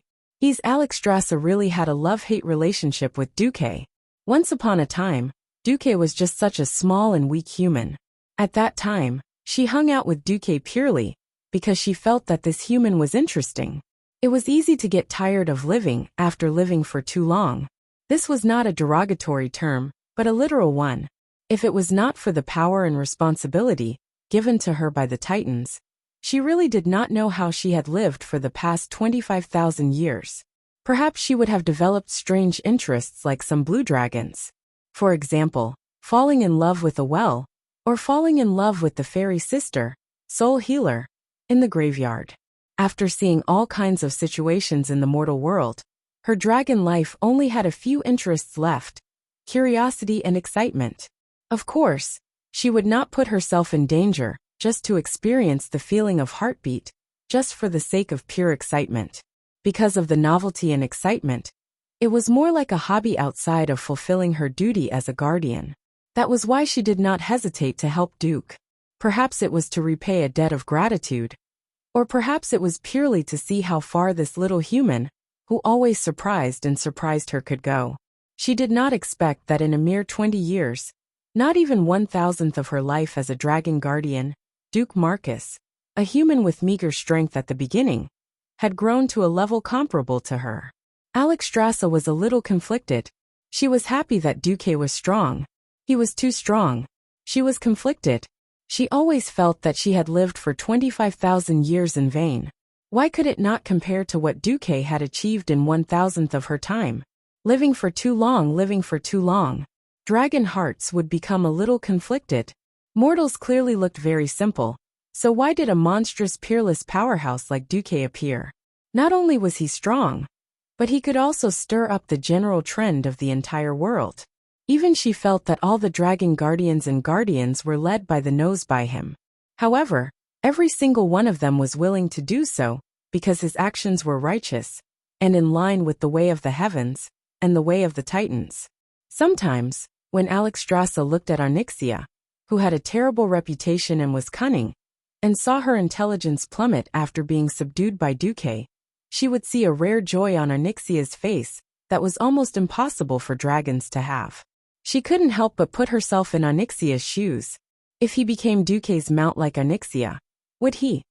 Every time she thought of this, the queen would feel like her heart was in a mess.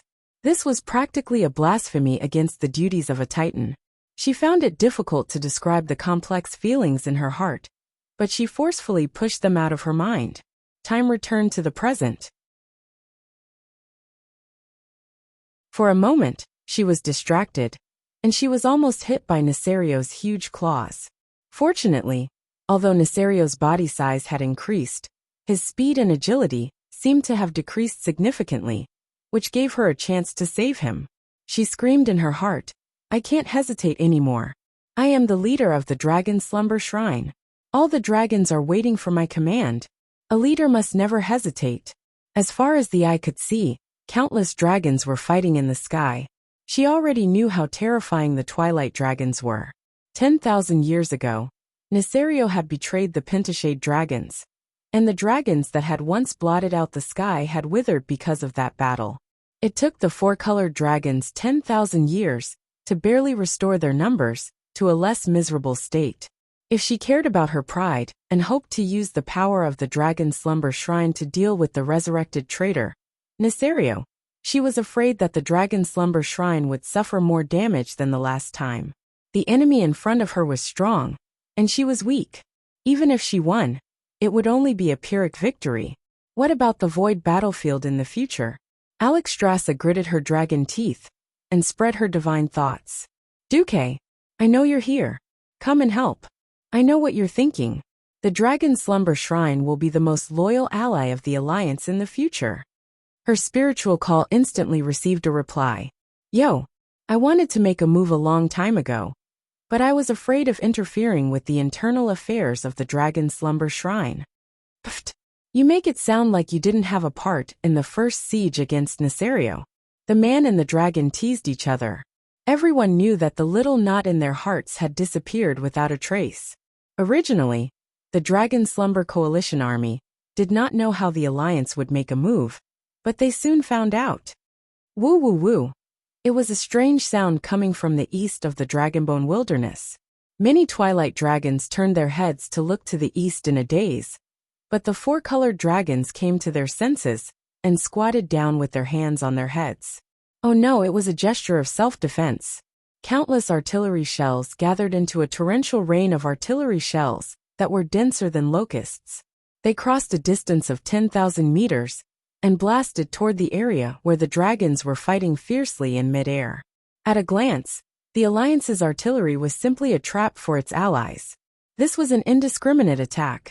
In midair, the four-colored dragons and the twilight dragons were all wrestling with each other, and there was no obvious formation to distinguish. At most, it was a cooperation between a few dragons in twos and threes. It was not a positional battle like in a traditional war. But the moment the artillery shells exploded, the essence of Duque's bombardment could be seen.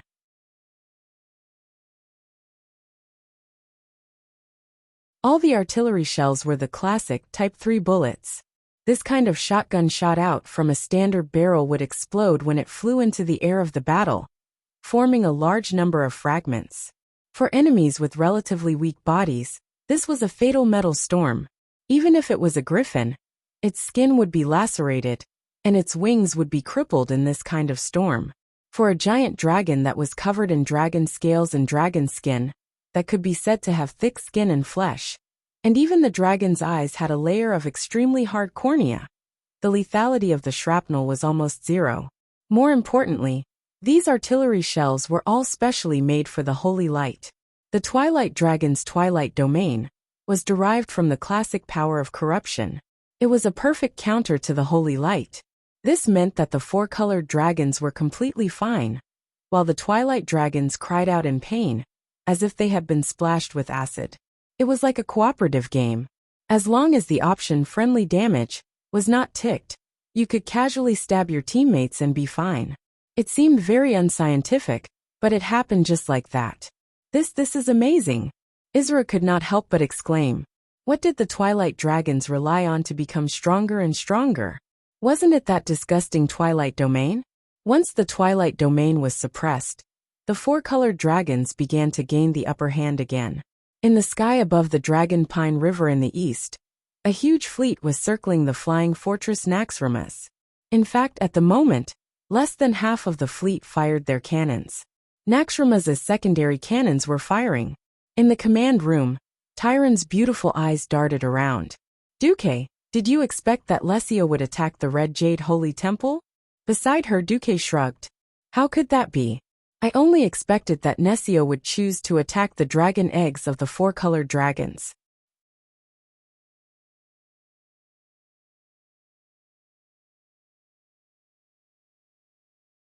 Chapter 1855. To be honest, he really did not think that sending Oni would actually catch Lachio. In fact, he did not even know if Lachio still existed in this world. Unfortunately, Tyron pouted and crossed her arms, looking as if she did not believe him. Duque almost choked to death. Damn.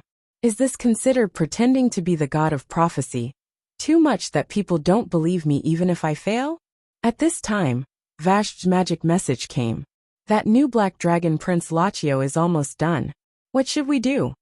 In the magic mirror, Vash's red hair floated in the water, giving off a different kind of sexiness. Duque was not in the mood to appreciate it. He rubbed his chin, weighing the impact of Lachio's life and death. No matter how he thought about it, Lachio did not seem to have done anything good, nor did he really affect the general trend of history. To put it bluntly, he was the kind of guy who was an eyesore, but it did not seem to be a problem to kill him. Duque hesitated for 3 seconds, then made a throat-cutting salute. Remember to annihilate his soul. In the scene, the Black Dragon Prince, who was supposed to be a part of history, was dancing in the water. He was dragged deeper and deeper into the water by Neptulin, who was a rough man underwater. He was tossed and turned by the waves, and he sank deeper and deeper into the water. Lachio was chased all the way from Dragon's Pine River to the sea by a group of ferocious underwater bosses, through the east side of the ancient beach, and all the way to the deepest trench. A dragon soaring in the sky falling into the water was a huge mistake in itself. Now, Lachio had to pay the price in advance for his undisplayed ambition and possible mistakes. Perhaps this was unfair to a formidable dragon, but since he had chosen Nesario's side, then he was sorry. Hydas, Tidewalker, Yesler, and Neptulin swarmed forward. They continuously used various water attacks to create wounds on Lachio's body, weakening his vitality. When his speed and strength dropped drastically, Marogri the Tidewalker threw a huge anchor into his waist. Then Neptulin threw a thick black chain and strangled his neck. Then, Hydas covered his limbs with high-purity water elemental energy. Finally, Yesler pounced on him and bit his neck. "Spare me." That was Lassio's last plea. It was too late. Pfft. The dignified black dragon prince died sullenly in the deep sea. Vashti quietly sat in the shallow waters, casting spells as she gazed at the offering in the sea. She was suppressing and erasing Lacho's soul. On the east side of Dragon Pine River, a neat array of cannons kept firing. The artillery finally angered Nesario, who ordered the Twilight Dragons to attack the Alliance's air force. Under his command, Valriona and Thanarion, who were being kited by Onyxia, turned around and flew east towards the Alliance's air force. An ear-piercing alarm sounded in Naxxramas almost instantly. Unlike the previous Level 2 alarm, it was preparation for an attack. This was the alarm for an enemy attack. The Alliance soldiers in the intelligence room of the stronghold observed the incoming enemy through the mage's eyes and dragonbone waist, as well as the stronghold's own enemy tracking system and binoculars. They stared dumbfoundedly at the dragons in the sky. The Alliance had experienced many battles since its establishment. Since Naxxramas fell into the hands of the Alliance, it had also experienced several battles, but it had never tried to fight such a large group of dragons. The last time it faced a large-scale attack was in Northrend, against the gargoyles of the Lich King Arthas. The purple-red twilight dragons approached quickly. They spread their wings and rode the wind, sweeping over from the battlefield 10 kilometers away. 10 kilometers, which was 10,000 meters, sounded very far. For these flying behemoths, it would only take a few minutes. They're really fast. Bulang Bronzebeard stared at this scene on the monitor and couldn't help but curl his lips. Boys, use the armor-piercing bullets. Grenades are useless against these big guys. The 3 holy light projectiles had been proven to only be used for harassment, not to kill them. Bulang shouted, "Old-style main cannons. Fire in unison." Cannonballs triggered by TNT explosives were continuously fired from the muzzles of the stronghold. Even though the new cannons were all equipped with brakes to reduce the reaction force, they didn't dare to fire in a real sense. The continuous impact still caused the entire stronghold to move nearly 10 meters to the east. Under the surveillance cameras controlled by the observers, Bulang clearly saw that the old-style cannonballs, even after being treated with holy light, still couldn't penetrate the tough skin and scales of the Twilight Dragons. Although some of the Twilight Dragons' wings were damaged, they only slowed down. Anyway, after a round of cannonballs that seemed to shake the earth, not a single Twilight Dragon fell in midair. The human gunners could almost see the contempt at the corners of the Twilight Dragons' mouths. Taking advantage of the intermission of the human cannons, these dragon-shaped monsters created with evil secret methods quickly closed the distance between them and the flying stronghold. Many of the Alliance soldiers' hearts were about to jump out of their chests at this moment. If the Alliance's cannons couldn't cause effective damage to the enemy, it meant that this was likely to turn into a massacre of the Alliance's air force. At this time, Duque's leisurely voice sounded. "Bulang, relax. Don't we still have Mimran?" "Yes. According to my calculations, the new cannonballs can definitely penetrate those purple lizards flying in the sky." Mimran, who looked like a mechanical gnome, had 2 light bulb eyes that kept flashing.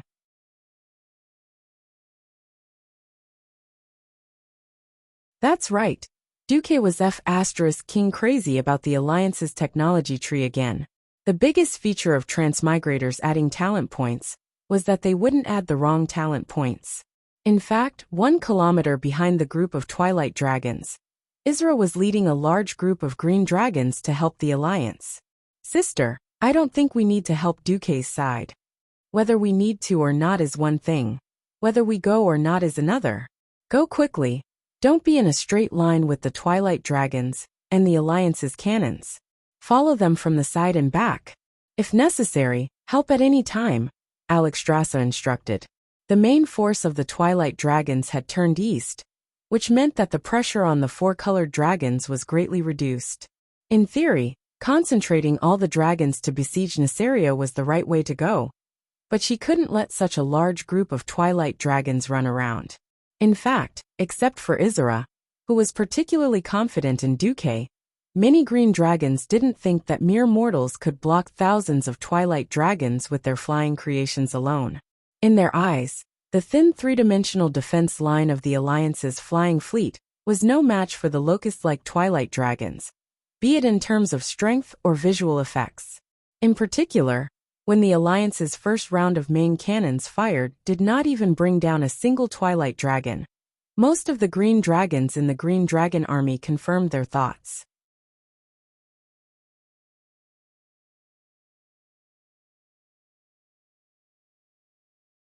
Chapter 1856. After all, they were a group of true dragons that were charging over aggressively. Regardless of whether they were products of accelerated growth or not, they were not a bunch of buzzing locusts, but creatures at the top of the food chain on planet Azeroth. Under everyone's gazes, the purplish-red ominous dragon cloud was getting closer and closer to the Alliance's air fleets and strongholds. Everyone knew that unless it was a dragon that was good at magic, a dragon's attack range was basically no more than 200 meters. Beyond 200 meters, the dragons could only passively take a beating. Once within 200 meters, the giant dragons would use their dragon breath, their powerful bodies, their sharp claws, and their tails, which were even more terrifying than siege hammers, to teach anyone who dared to enter the giant dragon's killing range a lesson. Apart from a few powerful creatures like golems, most existences would only feel the deepest despair and helplessness when faced with a dragon at close range. It was the same for the Alliance's battleships. If the largest main cannon could not penetrate the dragon's scales and skin, then the smaller cannons and anti-aircraft cannons would not be able to do so. At this moment, the Alliance's strongholds and battleships suddenly flashed with a blinding light. The Alliance had fired again. No one took this volley of cannons seriously. The purplish-red dragon cloud, that looked like it was rolling over, finally collided with the dense black dots formed by the cannonballs. Just as the new cannonball was fired, Duque smiled and said, "Actually, dragon scales and skin are fine. We might as well change our way of thinking and treat them as more durable sloped armor. As long as we find the right way, it's easy to penetrate them." "Oh, is that so?" Bulang stroked his beard. The great gnome craftsman Jurban was also scratching his bald head. Why did the dwarves and gnomes like Duque so much? Wasn't it because Duque could always give them a lot of scientific inspiration, allowing their most beloved technology to advance? Duque had many ideas, and they were even more creative than Mimiran's bold and imaginative ideas. What was even more impressive was that most of Duque's ideas were feasible. Duque's words had undoubtedly opened a new window for the two of them. Even Mimir began to mutter to himself. The speed of the cannonball was very fast. If one's eyesight was good enough, they would discover that the cannonball was actually just a flying tool. It was just that it was faster. The cutting-edge cannonballs tore through the atmosphere at high speed. Some of the cannonballs even left long white lines as they passed through the clouds. The metallic afterimages pulled out beams of light in the air and pierced into the group of twilight dragons like sharp blades. This time, these creatures that came from the Black Dragon King's family's Black Technology Laboratory were not so lucky. In an instant, their wings or bodies were pierced. Perhaps it was because of the amount of gunpowder in the shell, or some other reason. Only about 100 twilight dragons howled as they fell from the sky, sprinkling a foul and evil rain of blood. Even so, there was a burst of loud and clear cheers in the fortress command. "Hooray! Success! We've finally defeated those damned lizards." He had only killed less than 100 twilight dragons, which was a negligible loss for a group of more than 3,000 dragons. Hidden behind this small victory was the victory of mortals and technology. The Alliance's technology continued to develop, and today, they could already use their own new inventions to deal with the creatures at the top of the food chain on this planet, the giant dragons. It was not difficult to envision that in the near future, weapons that could kill demons on a large scale could be developed. This was what encouraged the party of technology, which was led by the dwarves and gnomes. Jurban almost jumped in front of Duque and shook hands with Duque. "Congratulations, your tungsten core armor-piercing shell was a success," Duque replied with a smile. It's our tungsten core armor-piercing shell, Gerben said with great sincerity. No, no, no. Without your idea, none of us would have thought of such a method. We're just the processors of science. Duque said something extremely cool. Then, I'm actually just standing on the shoulders of the giants of science. At this moment, even Boulang, who was commanding, and Mimiron, who was watching the battle, as well as the dwarves, gnome scientists and craftsmen, were all in awe of Duque. The tungsten core armor-piercing shell was something that Duque had created using his transmigrata knowledge. The tungsten core armor-piercing shell was actually an excellent armor-piercing shell developed after the 1970s on Earth. The warhead of this armor-piercing shell used the principle of shell removal and the new structure and materials of high-density tungsten alloy. It had characteristics such as high initial velocity, low trajectory, short flight time, high accuracy, and great penetration power. It could effectively deal with fast-moving targets. The density of the core was high, and it was the complete opposite of hard steel or tungsten carbide cores that would shatter during the penetration process. The tungsten alloy core was more malleable and could penetrate armor by splashing. It had excellent secondary penetration characteristics, and it was more effective against large angles, sandwich, and multi-layered composite armor. It was widely used in large-caliber guns and small-caliber artillery shells at home, and abroad as ammunition against lightly armored targets, such as armored transport vehicles and attack helicopters. It just so happened that Azeroth had discovered the tungsten, and Duque had conveniently used it. Originally, with the industrial foundation of the Alliance, it was not enough to produce such a beautiful tungsten core armor-piercing shell. With Mimiron's workshop, this problem was easily solved. However, to avoid provoking the Dragon Slumber Temple, Duque had deliberately ordered the armor-piercing shell to be filled with less gunpowder and not use additional fragmentation structures. However, Duque had ordered the engraving of some fire elemental runes. Otherwise, this round of bombardment alone would have been enough to teach those stupid Twilight Dragons a lesson. If they survived, they would have to remember to take a detour when they saw the Alliance's warships in the future. In fact, the Twilight Dragons that were hit this time, unless they were especially unfortunate and had been hit by dozens of cannons, they would not die.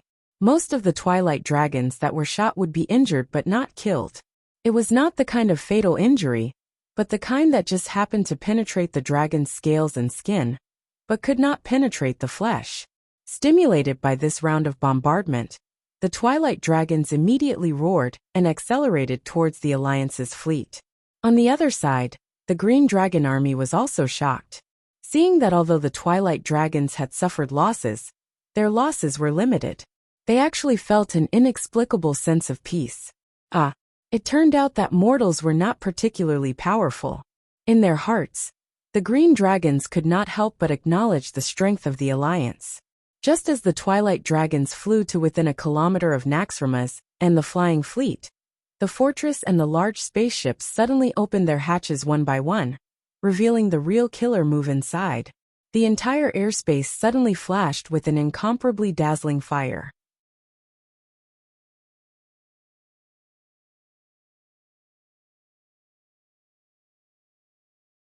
Chapter 1857. In the flying magic city of Dalajan, there were thousands of magic cannons of various calibers and different elemental power outputs. In the mouth of the dragons, the magic cannons that these humans and elves were so proud of were called weak, because they were the most superficial use of the elements. In order to ensure the stability and operability of the cannons, the magic craftsmen had to repeatedly reduce the total output of the elements and reduce their fluctuations. And the high-level mysteries would undoubtedly crush the low-level mysteries. This kind of magic cannon with low elemental energy and elemental density was, of course, regarded as a toy by the dragons. Now all history had been rewritten. After all, if there were genuine fire elemental creatures as cannons, who would need a special cannon to guide the fire elemental? That's right. Standing in front of the wide-open cabin doors were fat fire elemental beings that were docilely standing in a battle formation. These fire elemental creatures burned thousands, or even tens of thousands of degrees, all over their bodies. Their existence itself was a great pressure on the surrounding environment. For example, without those special frost protection circles, not to mention Naxxramas, it was estimated that the decks of those big ships would melt. With those circles, the fire elemental creatures inside would be extremely unhappy. In the past, these irascible guys would definitely give the mages who controlled them a headache. Now, under the supervision of the fire demon troops directly under the King of Flames, Duque, these simple-minded fire elemental creatures stood like obedient babies. After studying the attack range of the fire elemental creatures, Bulang, the master of artillery, endured until the last kilometer before opening the hatch. It was not until the last 500 meters that he gave the order to open fire. Thick flaming arms rose up, and the purest and most primitive fire elements shot out from their palms. In the void near each battleship with fire elemental creatures, more fire elements could be seen connecting here through the void channel. From a distance, each battleship looked like a Titan battleship wrapped in a huge flame rune network. Whoosh, whoosh, whoosh, whoosh. There was no deafening roar of the cannons, but the fire elements that poured out in 3 or 4 breaths had a terrifying destructive power, far beyond that of conventional artillery. From the 10 rows of hatches in the Naxxramas stronghold, in addition to the full firepower of 300 battleships, these tens of thousands of fire elemental elites were enough to boil the entire airspace. You can't hit the Twilight Wyvern when it's in rapid evasion? Never mind. If he couldn't hit the front, he could still hit the back. Even if he missed, he could at least increase the density of fire elements in the air. What was an explosion? An explosion would release a large amount of energy in an extremely short period of time, producing a high temperature and releasing a large amount of gas. It causes a high-pressure chemical reaction or state change in the surrounding medium, and is extremely destructive at the same time. Generally speaking, this required a small space. Duque's fighting style was even more imposing. He commanded the fire elemental creatures to heat up the space that the Twilight Dragon was about to pass through. It was a vast space with a diameter of nearly 1 kilometer. There was no obstruction or separation, and a strong wind blew past. Normally, this would be impossible to achieve. But as the actual controller of the 3 great elemental realms of Azeroth, water, fire and wind, turning the impossible into the possible was what Duque was doing.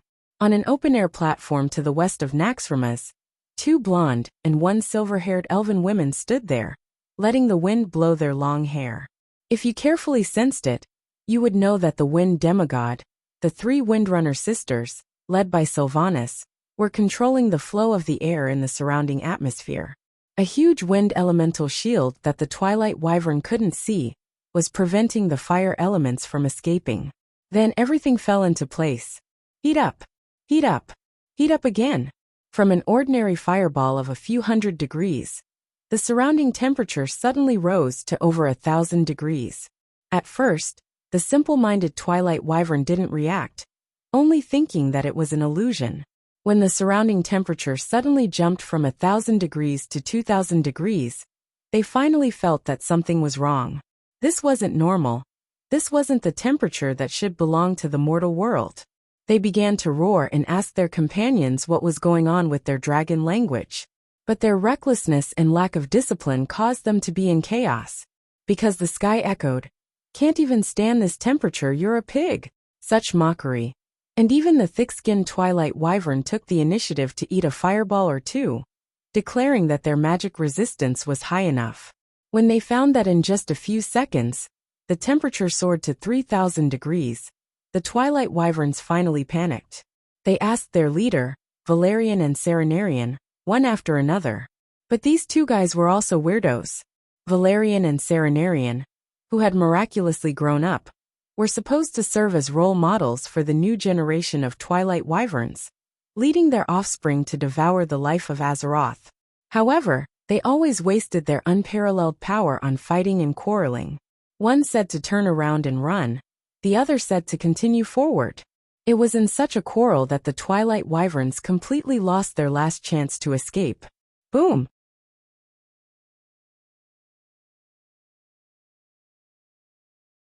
From a distance, Naxxramas looked like a terrifying main cannon with a diameter of more than 1 kilometer, powerful enough to destroy the world. This was the result of the three Queen Sylvanas sisters' efforts to use the wind element to make elemental guidance. When a huge amount of fire elements accumulated and exploded, Queen Sylvanas let the fire elements pour towards the west side of the Twilight Wyverns. It looked like a huge short-barreled gun had fired towards the west. It was just that the power was comparable to a mushroom cloud. Even the initiators of the explosion, the Alliance soldiers, the fire demons, and the fire elemental creatures themselves were a little unsure that this explosion was their own masterpiece. The entire Alliance fleet was silent for a full 3 seconds before bursting into thunderous cheers. Hooray! Ha ha ha! You're dead! I think they're all dead. This is what you get for looking down on us mortals.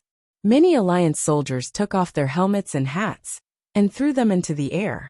Well, forget about the hats. The helmets hit a lot of people when they fell due to gravity. This was a man-made fiery hell. They were dealing with the dragons at the top of the food chain on this planet. Of course, this could also be seen as a joint attack by the fire and wind elementals against the Twilight Wyverns. In fact, Duque did not directly attack, and Queen Sylvanas' attack was the icing on the cake. Duque believed that even if Queen Sylvanas did not attack, the result would be quite glorious. Just to be on the safe side, they did not want the fire elements to flow back and blow back to Naxxramas and the flying battleship, so the three Windrunner sisters attacked.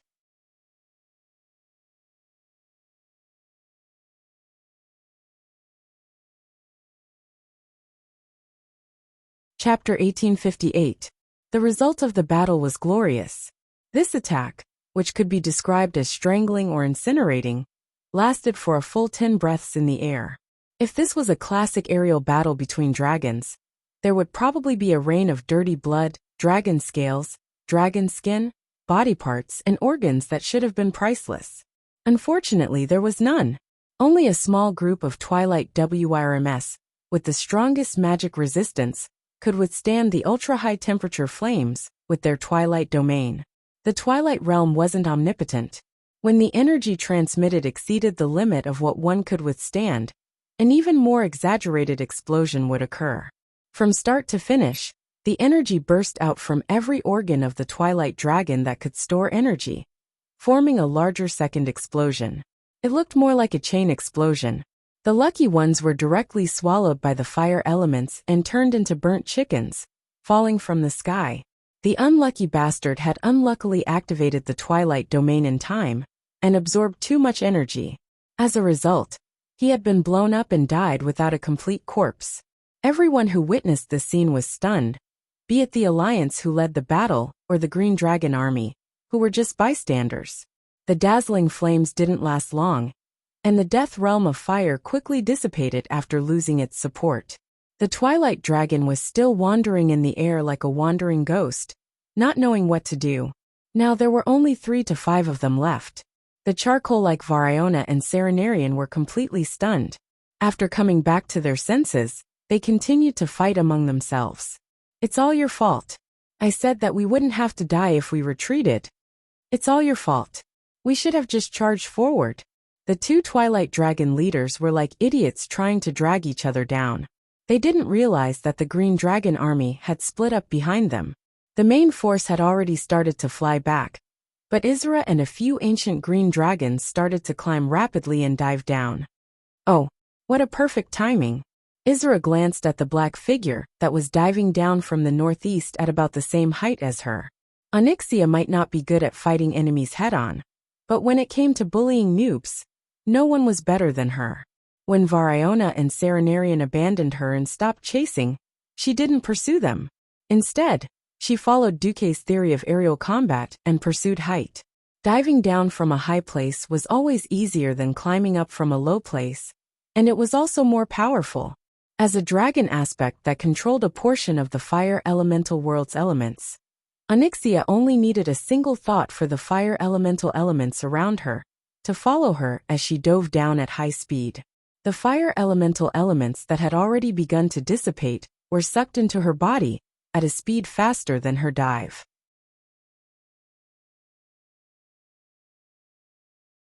Her true form was that of a black dragon. From afar, Onyxia looked like a huge red dragon, drawing a cone-shaped formation of flames in the air. When she swooped down at high speed, she actually pulled out a long line of fire that resembled the tail of a comet. It looked as if it had already split the entire sky. The ferocious attack startled Valriona and Cenarion. The two twilight dragons, who had been dragging each other down, did something extremely stupid. Seeing that they couldn't dodge Onyxia's attack, no matter how fast they accelerated, they actually tried to use each other's bodies to block the black dragon's first attack.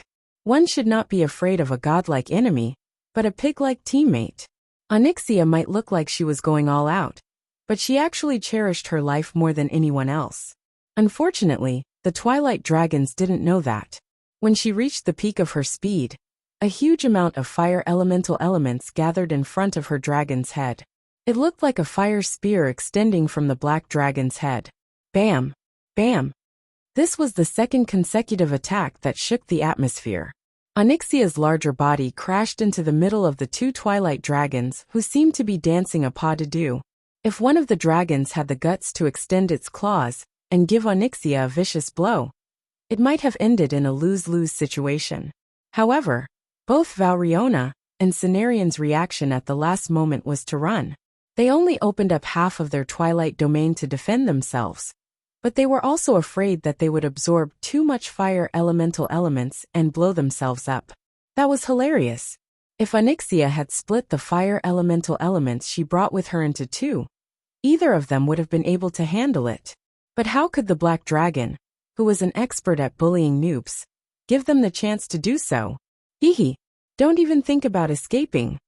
Onyxia, who had not used her full strength in the first place, did a rather damaging thing. She did split the power in her body into two, but all the fire elemental elements were aimed at Cenarion, while she pounced at Valriona. According to Duke's secret instructions when he was training the dragon, plus her own observations, she was very sure that the two of them would never cover for each other. As expected, Cenarion's first reaction was to run when he saw the overwhelming amount of high-purity fire elemental elements coming at him. But Valriona's first reaction was to face it angrily. The energy theory of aerial combat was fully validated at this moment. Onyxia, who was faster, flew in a small arc and easily dodged Valriona's clumsy bite, as well as her follow-up claw attack. Then, the black dragon used the inertia from the high-speed dive to make an emergency hover with her wings, and swung her thick and long tail in a perfect semicircle, hitting Valriona's right arm hard. It was better to break one than to injure 10 fingers.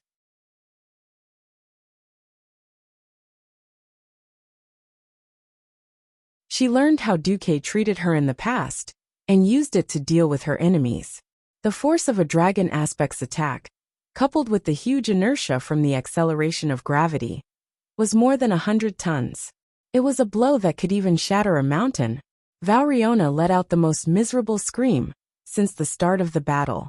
Not only her right arm, but half of her body, including her right arm and chest, was blasted into pieces.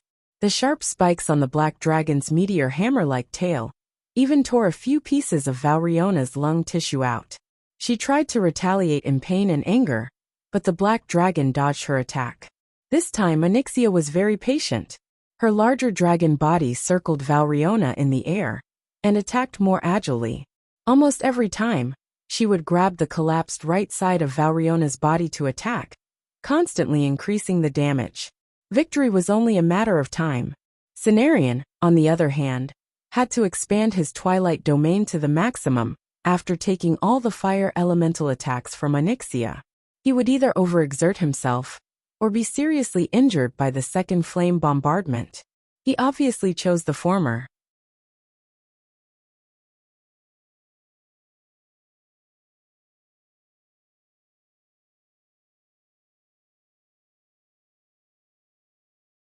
Chapter 1859. Serenarian was about to run away. Unfortunately, he was discovered by Nesario. The terrifying wings of death roared, and Serenarian had no choice but to turn around and rush back to the Alliance fleet. The Alliance fleet was in a panic. Be it the new cannonballs, or the fire elemental elite's flame attacks, the limited counterattacks could not cause fatal damage to a demigod dragon commander. Even if this was a short-lived demigod dragon that had forcibly increased its strength. Enemy attack. Enemy attack. Hood is about to be attacked head-on by the enemy's dragon commander. Please advise. The communications soldier broke out in a cold sweat. Not to mention the communications girl on the hood. Even the captain was sweating. The scientific creations of humans and dwarves could not compare to dragons in terms of mobility. They could not beat it, nor could they run away. If they got close, they would die.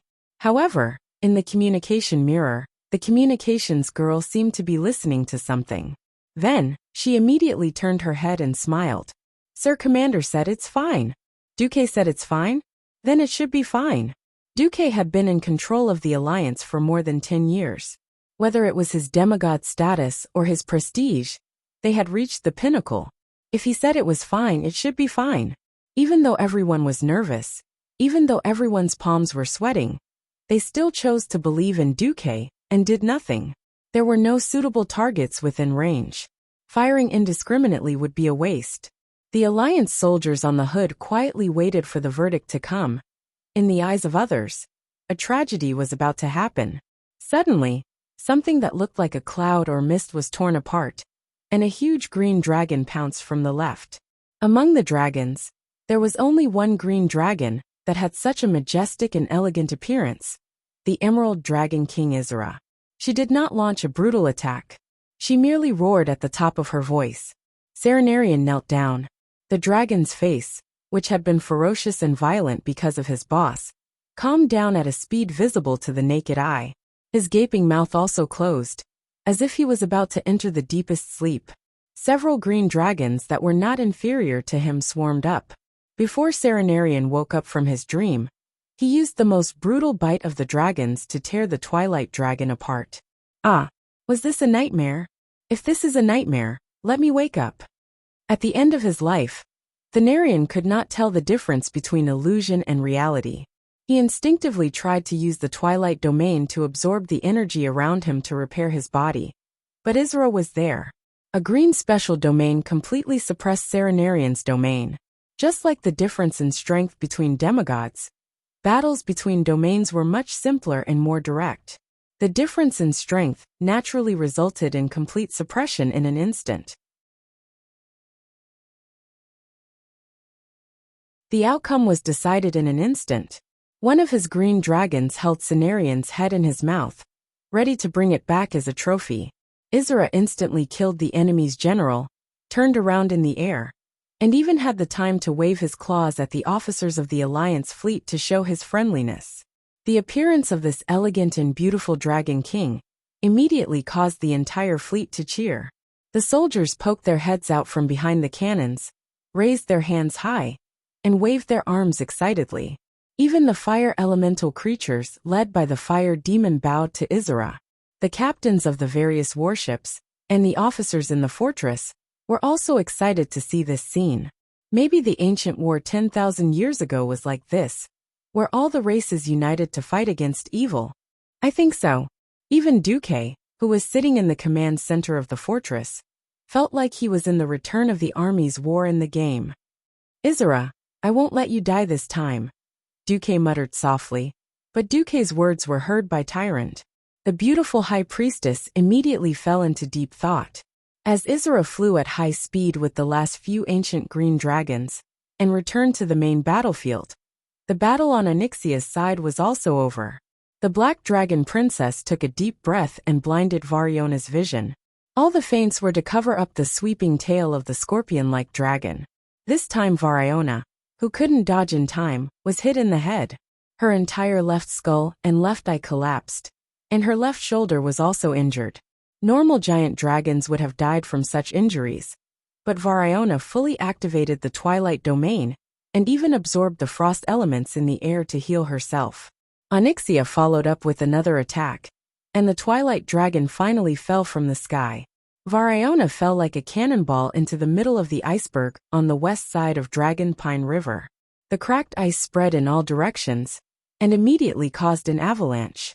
This wasn't the most terrifying thing. The most terrifying thing was that a terrifying wave suddenly surged out of Dragon Pine River. This sudden wave instantly engulfed the heavily injured Variona. She still wanted to struggle, but a huge anchor was thrown out from the wave and strangely hooked onto her neck. In the next second, an irresistible force came from the rising wave. She screamed as she saw several gigantic aquatic monsters that seemed to be grinning sinisterly in the middle of the huge waves. Hee hee. That's right, after dealing with Ratio, Tidewalker Marogri, and the others had their eyes on a new prey. Having just obtained new power, they couldn't wait to show their value to their master. The fate of Majordomo Executus had already told them that although Duque needed a Majordomo to take care of his vast territory, he also needed powerful beings who could help him charge and break through enemy lines.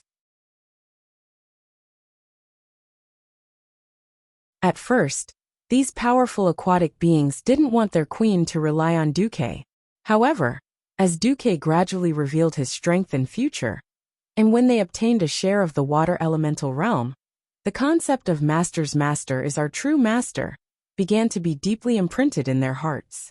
When Variona was dragged into the water, Onyxia turned around and flew towards the main battlefield. Good job, Onyxia. In the soul communication, Duque was not stingy with his praise. Then, Master, should I train a dragon when I come back? Is this guy addicted to it? Duque complained in his heart, but he said, wait until you have the courage to face your parents. The fierce battle in the northern sky of Dragonsleep Temple was still going on. Other than Kalegos being beaten like a dog by the tail of the larger Deathwing and falling down, the Dragonsleep Coalition army didn't lose any of their main dragons. Although she was stalling for time, Alexstrasza felt that it was unreal and ridiculous. Why did she feel that her betrayed brother was a little weak?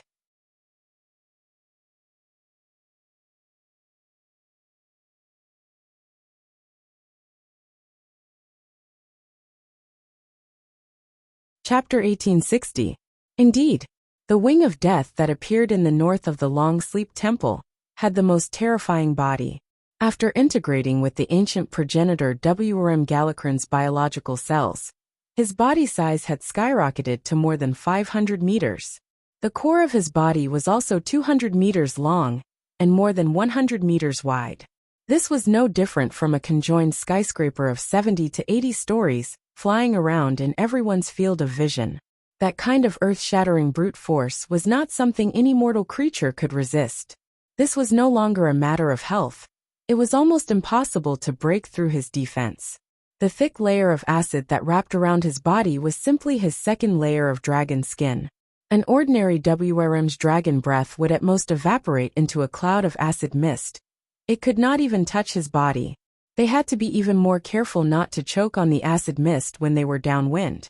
It had been confirmed that if a young dragon inhaled a large amount of acid droplets, its respiratory tract would rot, and it would die directly.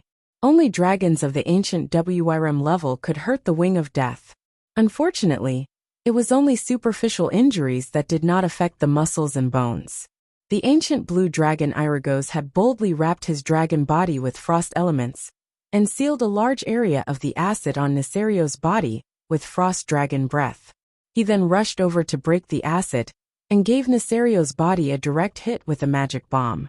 It had indeed caused a huge wound that was big enough to stuff a small villa. Who knew that the acid that surged from other parts of Neserio's body would almost bury him? The wound that was created was also filled up by the crazily proliferating dragon-like biological tissue in a mere 10 breaths. No, there were even more. On that dragon's body, there were a few dragon legs and dragon claws of the ordinary WRM level. It looked very disgusting. Your Majesty, this will never end. The ancient red dragon Gahiron reminded his queen. No. As a red dragon, have you forgotten the true meaning of life? The essence of life is the consumption of energy. The recovery of any limb is bound to consume vitality, which is some kind of special energy. Neserio's recovery power is definitely not infinite. Alexstrasza did not say the second half of the sentence. This Nesario seemed a bit retarded. With such a huge body and such vitality and defense, no one would be able to do anything to him in a short period of time. If he didn't care and charged over, forcefully destroying the dragon slumber shrine, even if the new 5-color guardian dragons gathered here, it would be difficult to stop his destruction. However, Darkwing's single-minded pursuit of Alexstrasza gave her the opportunity to toy with her old rival. A sweep of the dragon's tail would produce a terrifying wind pressure equivalent to the collapse of a 100-story building. Ordinary creatures could only watch helplessly as they died. As a dragon aspect that had been dedicated to protecting the planet for the past 25,000 years and had rich combat experience, Alexstrasza's speed might not be as fast as lightning, but it was still rather fast. She could even use the wind pressure from Nesario's tail to speed up her flight. It looked dangerous, but it was actually as stable as a dog. Basically, she led the ancient WRMS of the red, blue, and bronze WRMS to fight Neltharion, while the rest of the WRMS could only watch from the sidelines. After receiving the news that Krasus's Ruby Jade Sanctum had been attacked, she still had the spare time to send a few ancient WRMS back, with a small number of WRMS, to hold the fort when the Twilight Dragons were pulled away. The real battle was between the Bronze Dragon King Nozdormu and the Undead Dragon Queen Sinestra. The living Sinestra couldn't be compared to a real Dragon King. At best, she was just a strong female dragon, strong enough to withstand Nesario's love without dying. Nesario was very wild when he was having sex. The 3 deep scars on Sinestra's dragon chest that looked like ravines were the scars left behind by her temporary partner back then. Neltharion almost killed her, and also caused the deaths of 2 dragons. Later, she turned into a dragon scientist and wanted to develop a new breed of WRMS to kill Nesario. Unfortunately, after being killed by the Twilight Dragon, she was rescued by Nesario and listened to him again. Perhaps this was the unique sadomasochism of the Black WRMS. According to history, Sinestra would be quite weak at the start of the battle because she had played the Superman game with Darkwing and nursed the Twilight WRM whelps. Without half a life, her attack power would be greatly reduced. There was no such problem in this life. It would be more accurate to say that Neltharion was now more like an oversized battery for Sinestra to squander. Onyxia had the famous deep breath, and her powerful dragon breath naturally came from her mother. Sinestra's flame breath was a full-screen attack in the eyes of mortals. Other dragon breaths were cone-shaped, but hers was a torrent of flames. The raging sea of fire, even in the air, was like a terrifying moving wall of fire with the WRMS as the standard. The ancient WRMS would howl if they were hit. What was really amazing was her Twilight attack skills. A normal WRM wouldn't be able to play so many tricks, but the Twilight energy, which was based on shadow energy, allowed Sinestra to play with all sorts of tricks. Flame breath forcefully baked the sand on Nozdormu's body, making it even more dry and vulnerable to cracking. Hundreds of Twilight shockwaves flew everywhere. Ordinary adult WRMS would be killed instantly if they came into contact with one. The disgusting thing was that these shockwaves weren't really out of her control.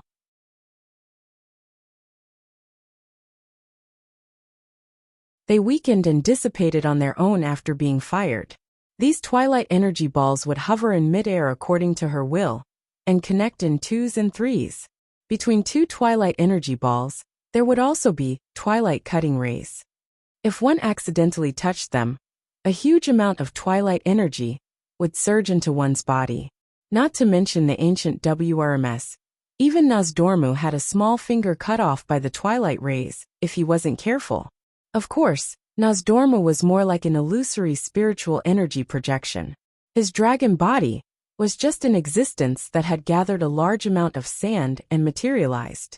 As long as they couldn't attack the timeline and pull out his body, destroying his dragon body 10,000 times, or 100 million times would be useless. But it didn't look good. A clear beam of Twilight energy shot out from the huge wings of death and poured into Sinestra's body, allowing her to go all out. After the initial test, Hundreds of twilight energy bullets poured into Nozdorma's body every second.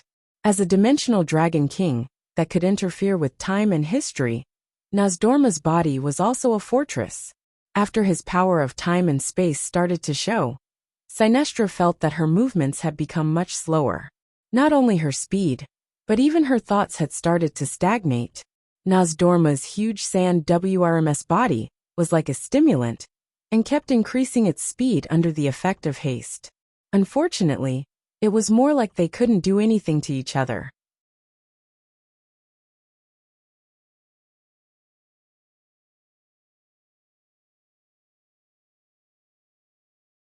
Chapter 1861. At this moment, as if he had finally woken up, Nesario's entire body shuddered as if he had just peed himself. He suddenly roared, "It's time to destroy Dragon Slumber Temple." Amazing. Of all times, why did he have to think of it when Isra had yet to return and Nozdormu was being held back? If it was the sinister and cunning Black Dragon King of the past, Alexstrasza would definitely not have taken it so lightly. However, Nesario, who had increased in size and strength, but was obviously in a frenzied state, made the queen unknowingly numb and careless. Stop him! Under the Red Dragon Queen's command, dozens of ancient dragons bit the bullet and launched a fierce attack. There were many casualties, but the effect was minimal. They risked their lives to spit dragon's breath on Nesario's mountainous body. Those with superb flying skills and good luck were able to complete the dragon race's unique bombing in an extremely thrilling manner, and then quickly climb up to avoid Nesario's counterattack. The unlucky ones, such as the ancient blue dragons Cadragos and Borregos, were slapped to death on the spot. Or if he was not careful, he would be swallowed by the limbs of the wings of death, just like Karastad's. The moment he was eaten, Alexstrasza felt that Nesario's aura had increased slightly. "Titan, what kind of monster is that?" The queen shouted with a hint of sorrow. A total of 5 ancient dragons lost their lives in an instant because of her command. This loss even surpassed the ancient war with the devils 10,000 years ago. At least in the ancient war, the lives of ancient dragons were not so worthless. Without a Void Lord, ordinary devils could not take down the heads of ancient dragons. These were 5 primordial dragons that had made a name for themselves. Now that the dragon clan was on the decline, any ancient giant dragon was in existence that guarded a region. One had to know that even the most prosperous red dragons in Dragon Ding only had more than 30 ancient dragons. The blue dragon race, which was suffering, only had more than 10. Alexstrasza's dragon heart was about to die from the pain of losing 5 ancient dragons at once. She would probably be sad for a long time after this battle. After absorbing the 3 ancient WRMS, Neltharion's dragon body had obviously expanded a little. He laughed wildly with abandon, and just like that, he rolled into the magical protection array area of the Dragon Sleep Shrine, almost like a meatball.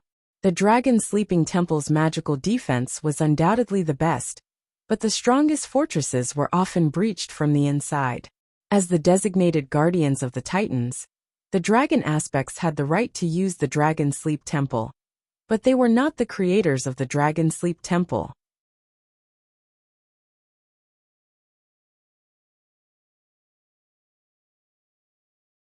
After Nesario's betrayal, the other 4 dragon kings tried their best to modify the defense system of the Dragon Slumber Shrine, but this effort was more like a temporary solution. It couldn't be helped. The wise Titan had thought of many things in many situations, but he had never thought that the guardians and dragon aspects, who had been instilled with the concept of absolute loyalty, would actually be brainwashed into rebelling. This has led to many tragedies. For example, Neltharion and the Long Sleep Shrine, like when Lorcan betrayed O'Dowd. The only problem was that the Titans were not allowed to fly directly to the highest level of the Dragon Slumber Shrine in order to maintain the respect of the dragon race. Before getting close to the Dragon Slumber Shrine, they could only fly to the same height as the lower level, which forced the oversized wings of death to run on the ground. Even so, Neltharion, who was like an inflated balloon, was rampaging through the Dragon Slumber Shrine, as if he had entered a realm without dragons. Only a few magical defense measures really worked and launched attacks against him. Most of the protective facilities were silent, and several spatial barriers even opened on their own after sensing Neltharion's soul. It was not that there were no brave Dragonians or half-Dragonians who stepped forward in an attempt to stop him, but unfortunately, it was more like sending themselves to their deaths. With a stomp, the constantly proliferating dragon limbs pulled these brave people into Neltharion's body and forcibly swallowed them into a part of the wings of death. Alexstrasza tried to harass him from behind, but it was not very effective. Her flame of purification could not hurt Neltharion's foundation. She had tried, and at most, she could hurt the biological tissues 20 meters below the surface of his body. Any deeper and she was powerless. Sin. It's all my sin. The Red Dragon Queen, who had always been brave and determined, was almost crying. At this moment Duque's message came. Actually, I think you can trust me a little more. I'm the guardian of Azeroth after all. Although it was not decided by the Titans. Duque, you have a way. Yes, as long as you no longer regard dealing with Neltharion as an internal affair of the Dragon Slumber Shrine, and allow me to bring powerhouses in. Duque's voice was sonorous and resolute. All right, at this point, they had already lost all face. Were they going to watch the crystallization of the Pentashade dragons, the Dragon Slumber Shrine that had been passed down for 25,000 years, be destroyed by a traitor? An entry telekinesis message was sent over. Almost at the same time, for large portals that were 15 stories high suddenly opened in front of Neltharion. For burly giants stepped out from inside. Ah, it's them. Why didn't I think of it? Alexstrasza was also confused by her concern.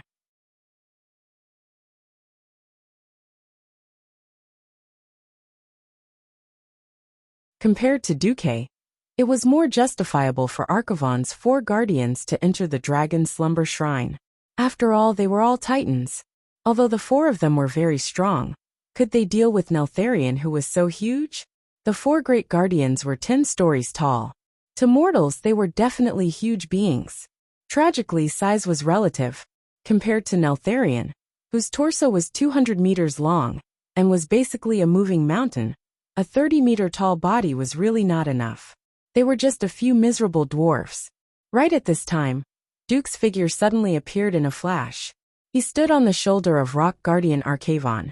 A second later, there were 3 more existences that exuded an extremely powerful aura. On the shoulder of Storm Guardian Emeron was Sylvanas. On the shoulder of Flame Guardian Coralon was Kael Vats. On the shoulder of Frost Guardian Turawan was Vashj. I Emeron, requesting the advent of the storm. The Storm Guardian shouted and raised his arms high. Suddenly, 2 openings that looked like holes appeared in his palms. It was not that there were holes in his palms, but that he had completely opened the interface of his elemental circuit. I Sylvanas, in the name of the Master of the Wind God Throne, I agree to your request. Queen Sylvanas's brilliant blonde hair suddenly rose high in the wind, like a golden peacock proudly spreading its tail. The atmosphere suddenly trembled violently, and the shadow of the Wind God Throne appeared in the void above the Dragon Slumber Shrine. A powerful tornado that was enough to wrap the entire Dragon Slumber Shrine rolled up. But in just 3 seconds, all the wind elements, under the guidance of Queen Sylvanas, poured into Emeron's body.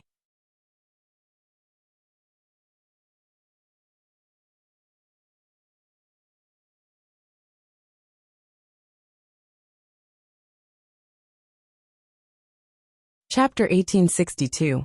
Just like back then, Magni could absorb earth elements to expand his body to the size of Alcavon.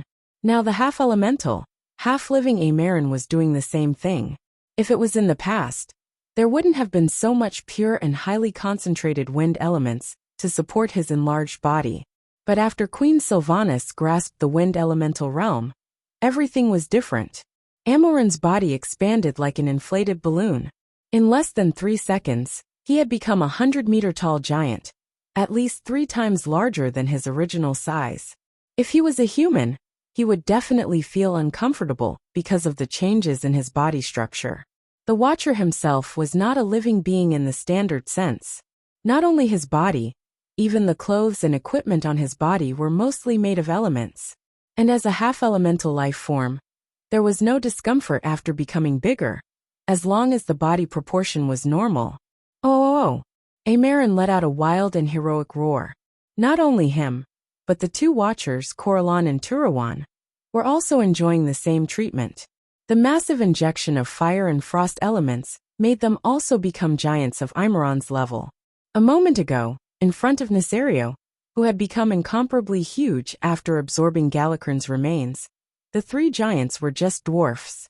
10 seconds later, they had become behemoths strong enough to threaten Nesario.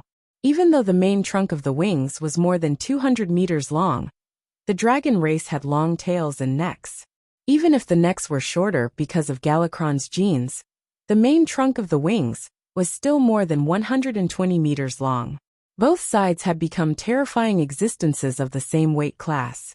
The elemental masters who were originally standing on the three quickly left, because they were not the main characters next. Come on! The three giants let out a provocative roar in unison. Roar! The wings roared in response.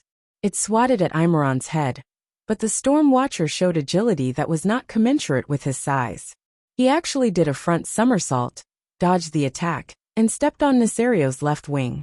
The slightly slow Turawan was caught by the right claw of the wings, and the biological corrosion that the four-colored dragons feared hit a wall on Turawan's body. Those dragon limbs that had grown out were immediately frozen when they touched Turawan's body. The freezing air at absolute zero instantly stopped the reproduction of their cells. The most important component of a cell was water. When water turned into ice and its volume increased, it would break the cell wall and membrane, causing the cell to die. The others only saw that the growing limbs on Darkwing's body seemed to have met their nemesis. They actually struggled to retreat, as if they didn't want the plague to spread to their bodies. It was a bit too late.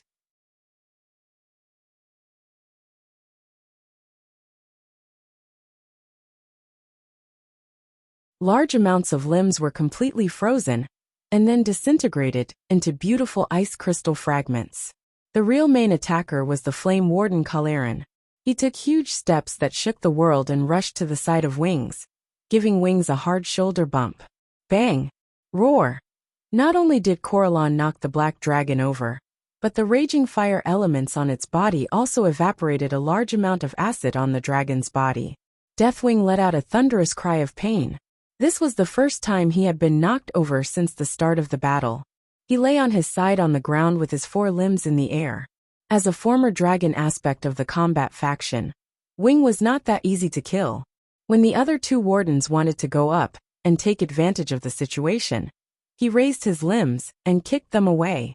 Arcavon, the only warden who did not go up, looked a little lonely. It couldn't be helped. His three good brothers had a place to play, and he could only stay here and watch the show. Duque joked, "Sorry, I haven't controlled the Deep Rock continent yet." Arcavon perked up. "It's okay. I believe it's only a matter of time." At this time, Alexstrasza landed next to Arcavon. "Duque, this is indeed a good idea, but I don't think the three of them can take down the traitor, Nesario." The queen gritted her teeth a little. Deathwing was too tanky. As long as his body's ability to reproduce was greater than the damage he suffered, he would truly be immortal. There were only two solutions: either interrupt his growth, or inflict damage that exceeded his recovery ability. The queen focused all her attention on Duque. In terms of attack power, perhaps even Moon Goddess Elun's Starfall could not compare to Duque, who controlled the two elemental realms of water and fire. Duque shook his head. "It's not the time yet." Alexstrasza thought that Duque wanted to accumulate power for the final blow, so she did not pay much attention. This was not what Duque was really concerned about. Beep beep beep. On Duque's retina, the system scanned a lot of data. There was too much abnormal data. He had basically confirmed a fact that overlapped with history. Duque did not do anything. He just snapped his fingers. Snap! A crisp sound rang out. In response to the sound, several wardens stepped out of the huge teleportation doors that had been opened. Traitor! Die! Torim, who had the most burly body, was the first to swing his hammer. A thick thunderbolt that seemed to be able to split the entire Dragon Slumber Temple in half suddenly flashed out of the void. It was filled with the most violent power of thunder in the world. The purple thunderbolt landed directly on Deathwing's head. On the huge dragon's head, all the multiplying dragon-like limbs turned into charcoal and instantly exploded. The heavy bombardment forced Deathwing to lower his proud head. It looked like he had placed his neck on the execution platform. Tie up that traitor.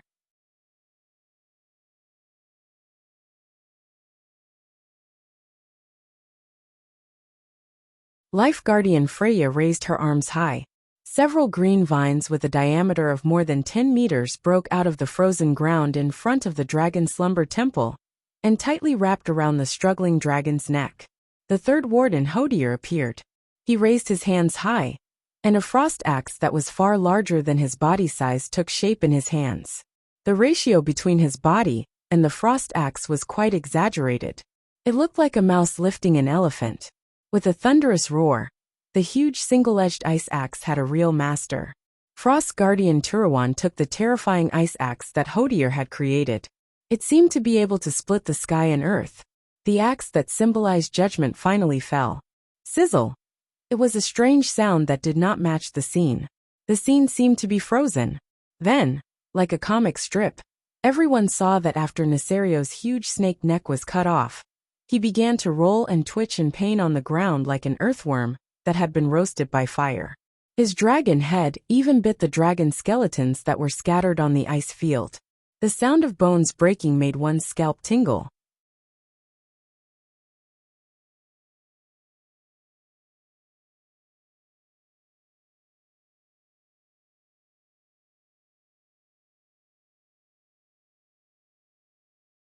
Chapter 1863. What the hell? A dragon that had its neck cut off could still struggle like a snake and bite everywhere? The only fortunate thing was that Nesario's mountain-like body had stopped. The strange thing was that there was a large layer of acid that wrapped around his horrifying body that was constantly proliferating. Now, it seemed to have lost control of its brain, and its entire body began to expand. Where there was only one dragon claw a moment ago, there might be a few more legs in the next second. Purify these damn things.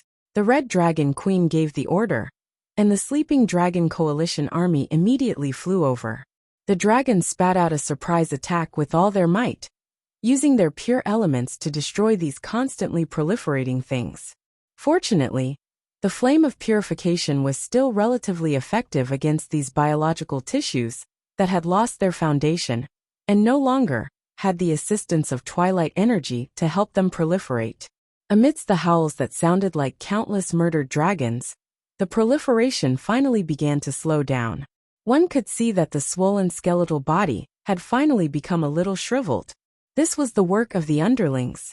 Several guards and guardians were still busy dealing with the dying dragon of death, Nesario, who was still able to move even though he only had his neck and head left.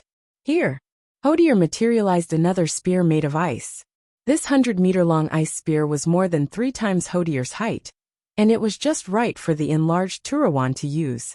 Amaran cooperated with Kororan to use a flaming storm to interfere with Nesario's line of sight, giving Turawan a chance to launch a sneak attack. The huge Frost Guardian leaped high, pointed its spear downwards, and pierced Nesario's neck a few meters below the dragon's head. It penetrated the dragon's neck, and then pierced deep into the ice field. It was nailed. Nesario still wanted to make a countercharge. Kororan and Amaran did not give him a chance. The two giants took heavy and rapid steps as if they were wrestling, firmly suppressing Deathwing's attempt to open its mouth. Without its limbs, Deathwing was like a snake. If even its weak spot was hit, and even its mouth was sealed, then its defeat was sealed. No, it should be said that it was destined when its neck was chopped off. Ha! Sir Torim first used Thor's X-hammer to hit Deathwing's head with the momentum of whack-a-mole. Immediately after, Alexstrasza and Isra, who had rushed back, unleashed the twin dragons emerged from the sea. They pounced on Neltharion and directly blew up his head. Bang! It was a huge explosion. First, Nesario's head felt strangely liquefied. Then, the protruding dragon limbs rapidly petrified in less than half a second. They turned from black to a withered grayish-white, and finally, like plaster that had been crushed, they turned into fine, hard lumps and powder.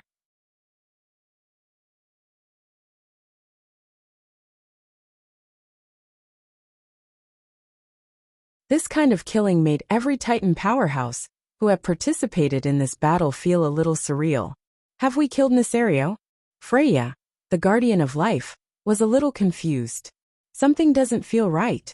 The rock guardian Alcaphon stroked his large beard. Isra, the authoritative expert on the soul and will, said, "That's not right. I did not feel Neltharion's soul dissipate. If this really is his true body, there's no way I wouldn't be able to sense his violent and tyrannical soul fluctuations." Everyone's expression turned ugly. The Dragon Sleep Shrine had made such a huge sacrifice. And now they were saying that the one they killed was not Nesario's main body? The question was, where was Nesario's main body? Alexstrasza turned her head and looked at Duque. Duque sighed, knowing that he had to express his opinion.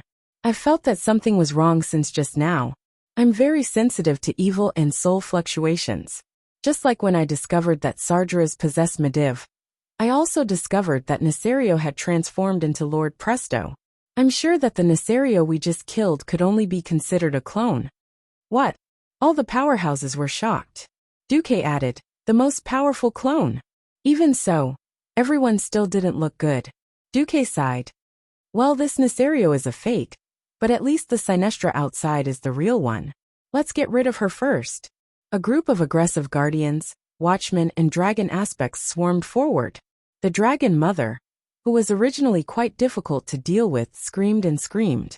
It was beyond Duque's expectations, or rather, the relationship between the Black Dragon King and his family was so indifferent. "Your mother is dead," Duque said to Onyxia. "But she's already died once, and this is the second time. Even if I want to mourn the death of my loved ones like humans, why should I mourn twice?" The Black Dragon Princess's words made so much sense that Duque was speechless. The results of the battle were supposed to be quite glorious. They had gotten rid of Nesario's most powerful clone, Sinestra, the 2 Twilight Dragon leaders, and thousands of Twilight WRMs. Unfortunately, Twilight Dragons could be bred repeatedly, and Alexstrasza had even received the latest news from Krasis.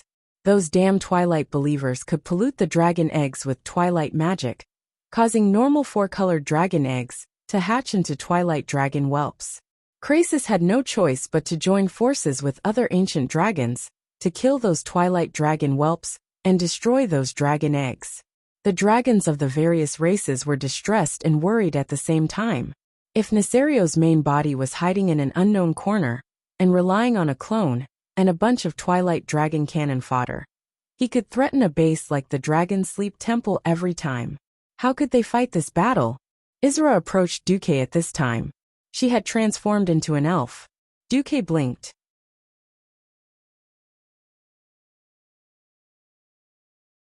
Sure enough, Isra was much more pleasing to the eye when she turned into an elf.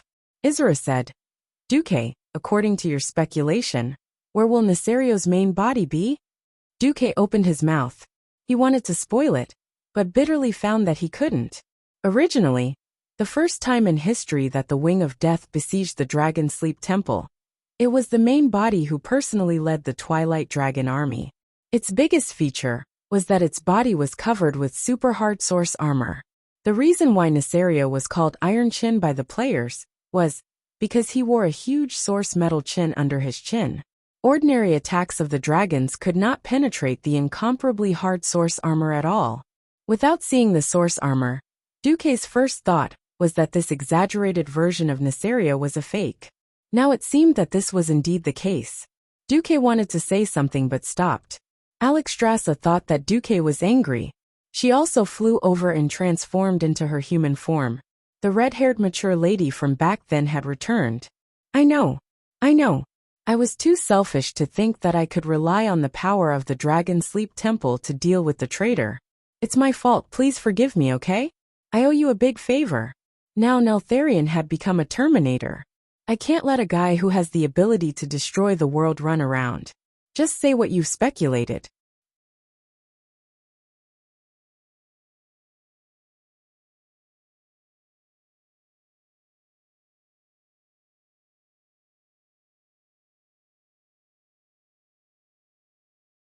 Chapter 1864. The red-haired big sister put her hands on Duque's shoulders and shook Duque without any hesitation. Unknowingly, Duque looked at the other party's huge dragon peaks swaying nonstop, a little cough. Duque pretended to speak seriously, and the red-haired big sister let him off for the time being.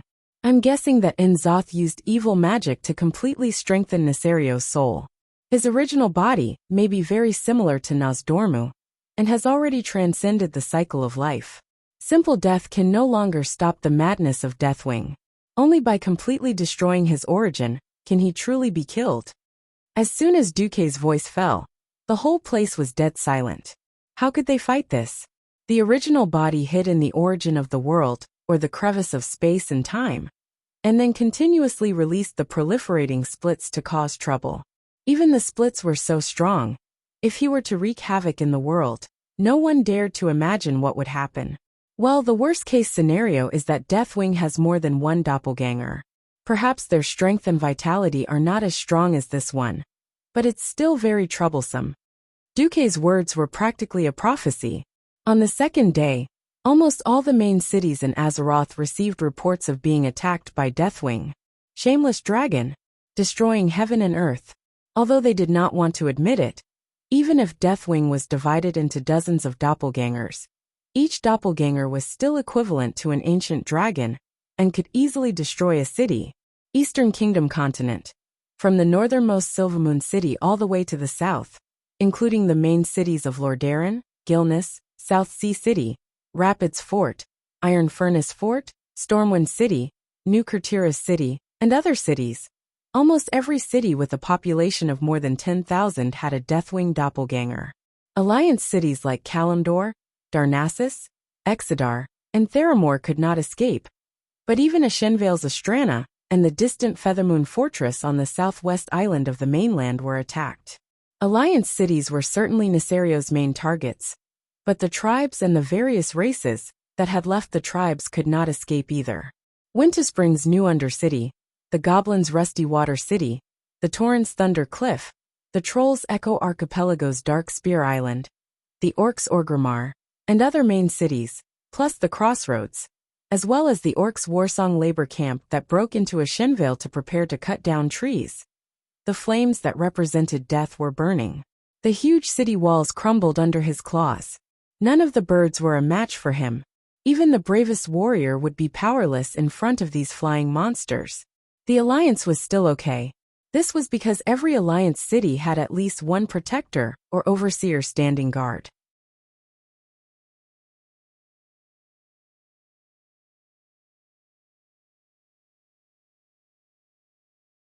The weave that was spread across every major city of the Alliance used tens of thousands of mage eyes to scan the entire territory of the Alliance. Duque wasn't the only one who was monitoring the situation with the system. Khadgar also led every mage who had transformed into a weave spirit to help. More effectively, Kale, that's led tens of thousands of Dalajan wizards and apprentices in a one-on-one manner, using the magic net to set up surveillance eyes all over the world. As long as any one of Deathwing's clones entered the visual range of a certain mage eye, the Dragon Slumber Shrine, Duque, the Alliance's demigods, and the experts of the elemental system would form an extermination team and arrive at the scene within a minute. But the Alliance territory was too big, and there were always places that couldn't be monitored. 100,000 watchers seemed like a lot, but in reality, it was still a drop in the bucket when it was spread over 10 million square kilometers. Only the populated areas could respond in time. Moreover, individual Twilight Dragons were not easy to deal with. Anyway, these days, the Alliance was so busy that they almost collapsed. The Alliance was like this, and the tribes were even more desperate. If Orgrimmar had the help of King Gruul, there was no danger for the time being. The other territories were basically doomed. Thunder Cliff was burned to the ground, and the wooden buildings with a long history were all burned. Kane's son, the new Tauren chief Ben, led the Taurens to hide in the caves of the mountain rocks, escaping from the devastation of Deathwing's clones. Dark Spear Island was similar, and the Trolls' territory was completely destroyed. Wajin had to take his people to hide in the potholes. The new Undercity had an advantage because the city itself was built underground. Fortunately, Deathwing's clones did not have the habit of fighting on land, so the Forgotten basically passed this time without any injuries. The most miserable was the Rusty Water conglomerate, and the Rusty Water city of a certain prince of trade was destroyed. Deathwing's indiscriminate attack made him the object of collective curses of all the intelligent races in the world within a few days. Not to mention the tribes or the former tribes that were abused like dogs. The Alliance couldn't bear it either. Even if there were food reserves, there would always be a day when they ran out. The devastation of Deathwing's clones caused production and construction to completely come to a standstill. What was even more disgusting was that the acid breath flame dragon breath, or the dragon limbs that could survive and grow for a considerable period of time, brought by Deathwing's clones had become a huge problem.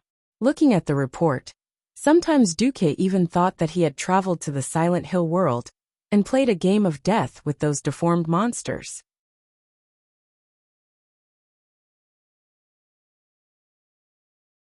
Finally, on the 7th day after the Battle of the Sleeping Dragon Temple, Isra found Duque, who was waiting in Karazhan.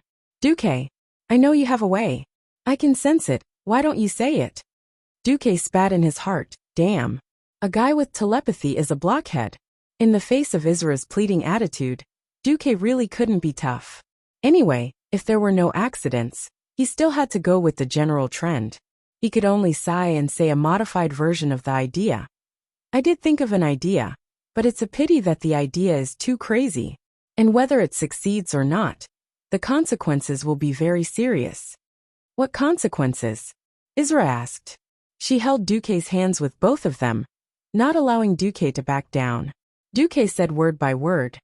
The worst consequence is that all the existing dragon aspects lose the power given by the Titans and completely become mortal dragons.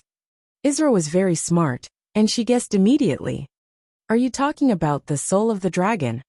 Yes.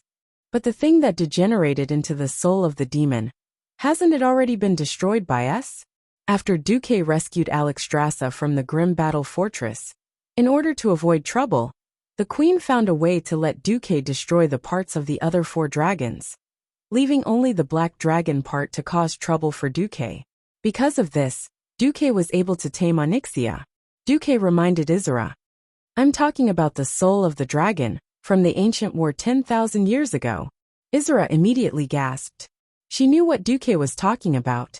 If Nozdormu used his full strength, he could indeed send all the dragon aspects back to 10,000 years ago. But a new problem arose. No, Onyxia's power isn't enough to activate the soul of the dragon. She's lacking a little.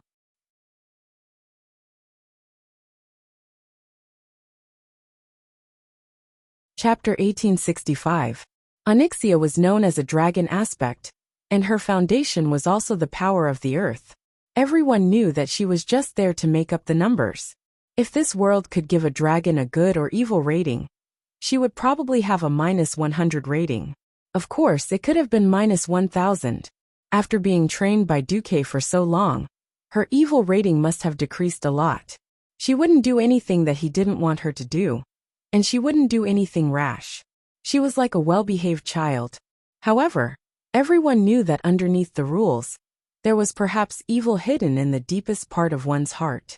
Or perhaps she had really changed after taming so many dragons. No matter what, she had nothing to do with kindness. At most, she was a neutral person. If Duke did not give her a kick or an order, she would never take the initiative to do any good deeds.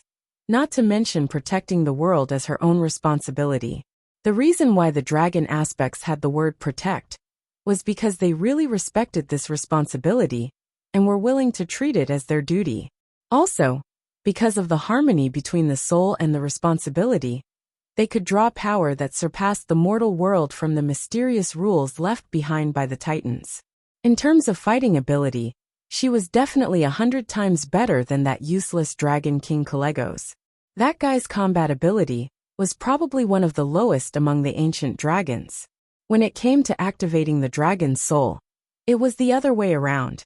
Because she had no sense of responsibility and self-awareness, and didn't even have an ancient black dragon younger brother or sister, Onyxia really couldn't activate the dragon's soul.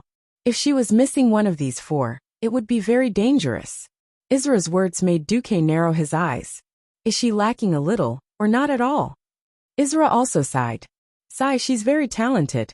If she puts her heart and soul into it, there's a chance she can reach 85% of the level of us 3 first-generation dragon aspects. But the problem of willpower?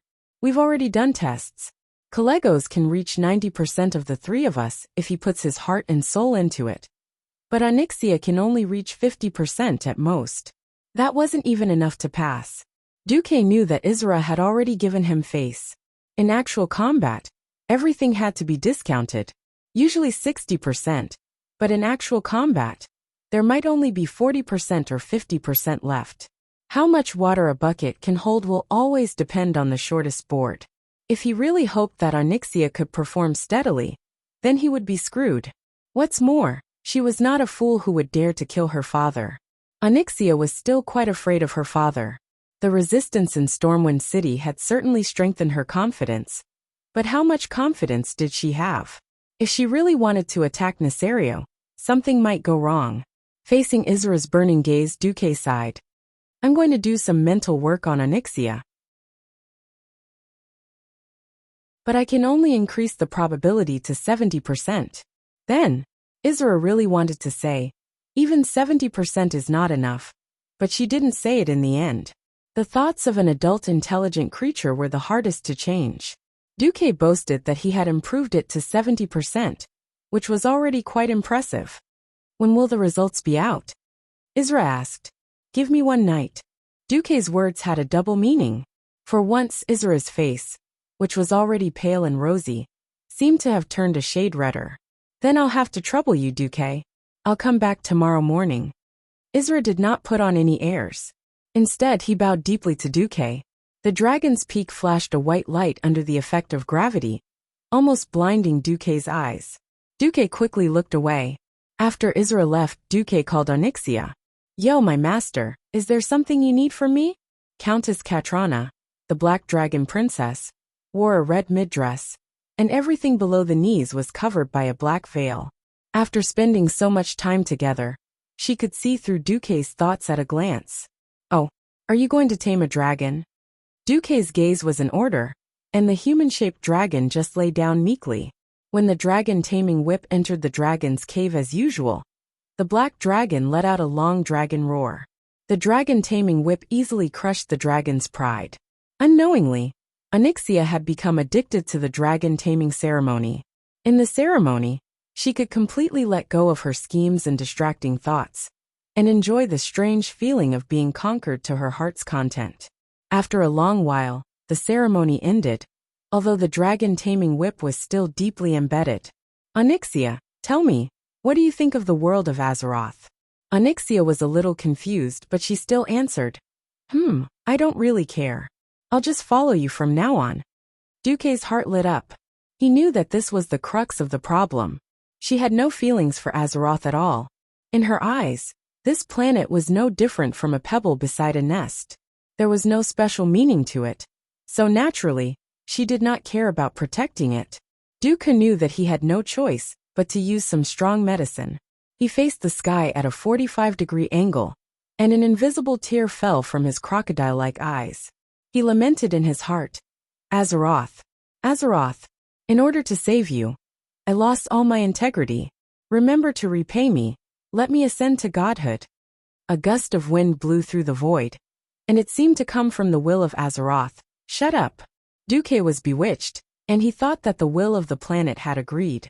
Ah, you agreed, how nice of you. Duque hugged the black dragon tenderly. Hey, Onyxia. If I say that I hope that Azeroth can become the home planet of a special dragon, do you think you'll change your mind? Onyxia shuddered. She couldn't believe her ears.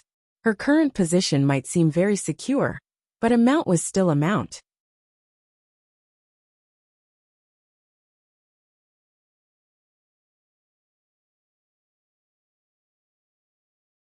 Maybe one day, a 3-headed female golden dragon would suddenly spawn, and she would lose her status as a mount. Being a mount was really tough. Riding day and night. There was even the possibility of being abandoned. Duque's words had undoubtedly raised her to a higher level. She also knew that her position in Duque's heart was definitely not as high as the first 7. Then she should at least be on the same level as that blue-skinned hoof, right? Master, are you serious? Onyxia's eyes lit up when she suddenly had a direction to look forward to.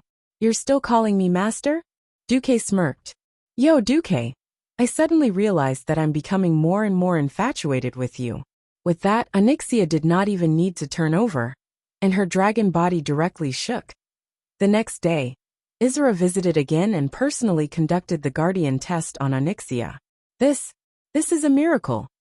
Isra looked at the special guardian value measuring system, completely dumbfounded. He did not expect that after one night, Onyxia would actually become even more compatible with it. 80%.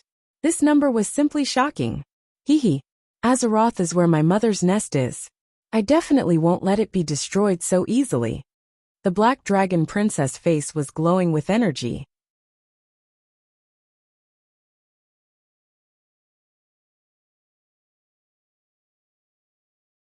Chapter 1866. Logically speaking, with 80% of the Guardian's value, a 20% discount should be enough. After informing Alexstrasza, she was pleasantly surprised. In the Wyrmrest Shrine, there was a summit attended by the 5 great dragon aspects, the Guardians, several wilderness demigods, and several alliance leaders led by Duque. Everyone had come to a general agreement on the plan to seize the giant dragon soul. Given that Nesario's avatars were still wreaking havoc all over the world, it was impossible for the Justice Camp to go all out. Considering the special nature of the battle, in principle, the Guardians and Watchers would not participate. All the gods of the wilderness would stay behind to guard the Azeroth at this time. Because the water and fire elemental realms from 10,000 years ago were still in the hands of Neptulin and Ragnaros, Kael. That's and Vash's abilities were limited. The two of them, and their subordinates also stayed behind. Moreover, Kael that's had already started to break through to the demigod realm, so it was even more impossible for him to leave. In the end, it was decided that the 5 dragon aspects and the 2 demigods, Duque and Sylvanas, would form an allied force to travel through time and space to attack Neltharion's main body. However, at the end of the meeting Duque mentioned, I want to buy insurance for the Earth Guardian. Oh, Alexstrasza perked up. They had run through this plan countless times. The 3 veteran dragon aspects would definitely be fine. Something would happen to either Kalegos or Onyxia. There was actually a substitute for Kalegos, or even a superior substitute. He was naturally Duque. Duque, who was also proficient in arcane magic, and was even more proficient in Titan runes than Kalegos was. He had grasped the highest secrets of magic on this planet, so he could easily get rid of Kalegos and work alone. Just because the giant dragon soul seemed to be more stable if it was played by the dragons. But everyone was worried about Onyxia, even if her will to protect suddenly increased by 30%. I don't think the Alliance has any Earth-type experts, right? Didn't Magni Bronzebeard's soul not return yet? Nozdormu asked. Duque smiled mysteriously. It's not that easy to become a demigod of the Earth element. The thick and solid Earth needed a calm heart, and a long time to resonate with it. Magni would definitely not make it in time. I mean the other person. Duque's words surprised not only the dragons, but also the leaders of the Alliance. Who was Duque referring to? Duque did not reveal the mystery. Instead, he revealed a mysterious smile. If I'm not wrong, as long as he and Onyxia stand in front of the dragon soul, the success rate of the Earth element will be 100%. Duque's words made everyone's curiosity explode. At this moment, there were traces of destruction everywhere on the land of the Echo Islands. A beast man stepped onto this piece of land that had been scorched by the flames of destruction. At his feet were completely charred wood and a black troll corpse. The regenerative abilities that the trolls were so proud of were laughable in the face of this absolute destructive power. Suddenly, a troll silently appeared behind the tall and sturdy beast man. You're too late. The giant troll seemed to have a hunchback. His body was bent into a capital C. It was not known if his body was naturally like this, or if his shoulders were crushed by the heavy burden of his compatriots. The beast man suddenly turned back. He clenched his fists. His sharp nails dug into his palms, causing blood to come out. No, it's not too late. The giant troll shook his head. His wise eyes showed pain, sorrow, and extreme anger. No, it's too late. If you return to the tribe. Enough. Thrall. It's too late. The one sitting in the position of the great chief is that crazy man with the bad brain. You're the one who brought him up. Now he's treating all non-orc races as cannon fodder. First Kane. If I don't leave, the next one will be me and the Darkspear troll. Wajin waved his arms in agitation. What else can you do? The great chief of the former tribe Sal. Wajin was furious. His words also deeply provoked Thrall. That's right. Thrall had returned with not much results. The moment he returned, he discovered the great changes in the tribe. He didn't want to believe this was a fact. So he personally rushed to the Echo Islands where the Darkspear troll was. Then he witnessed this terrifying scene. He was sure that almost all the settlements of the Horde or the former Horde, including Orgrimmar, had suffered heavy damage. The only difference was the degree of damage and the number of lives lost. Faced with the responsibility of his old friend and partner of many years, Thrall was speechless. I'm trying to appease the anger of the elements. Wajin laughed when he heard this, but it was a sneer. Appease? Compared to communication, the Alliance's Duke Marcus seems to have a better way. My shaman told me that he and his woman have conquered the 3 major elemental realms of water, fire, and wind. Even Ragnaros and Alakir have been killed. Now, except for the elemental creatures native to Azeroth, no one will respond to our shaman's call. As if he didn't vent his anger, Wajin roared. Damn it! This is equivalent to giving up on the tribe, causing the tribe to fall into the greatest chaos. Hundreds of thousands of people have died, and nothing has been achieved. Instead of this, you should have encouraged the radicals to find that guy and you, Makara. Oh, that won't do. You are strong. But it is impossible for you to fight against Gurus without getting injured. Once you are injured, you will be poisoned to death. Haha, our old friend Varrock Salyafar, in the fair and just Makara, acquiesced to that guy's use of highly toxic weapons.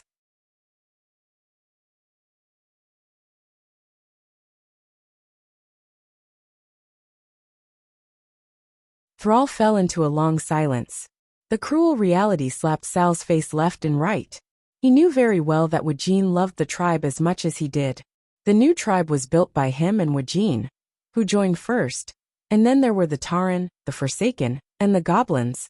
The so-called love is deep, the hatred is deep. Wajin lost his composure and cursed angrily because of his pain and despair for the tribe. After a long time, Wajin choked out a sentence. Will you come back?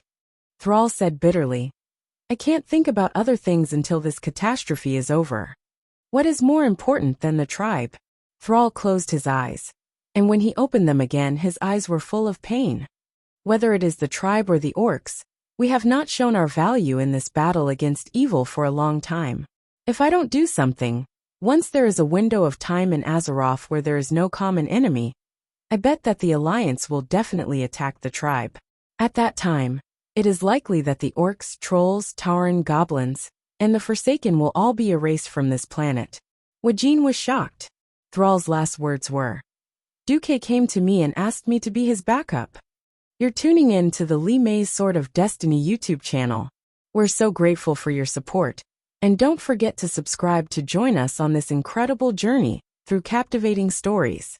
Your generosity through donations truly makes a world of difference, as it's the primary source of revenue that allows me to expand and enhance this channel for you. Thank you from the bottom of my heart for being a part of this adventure.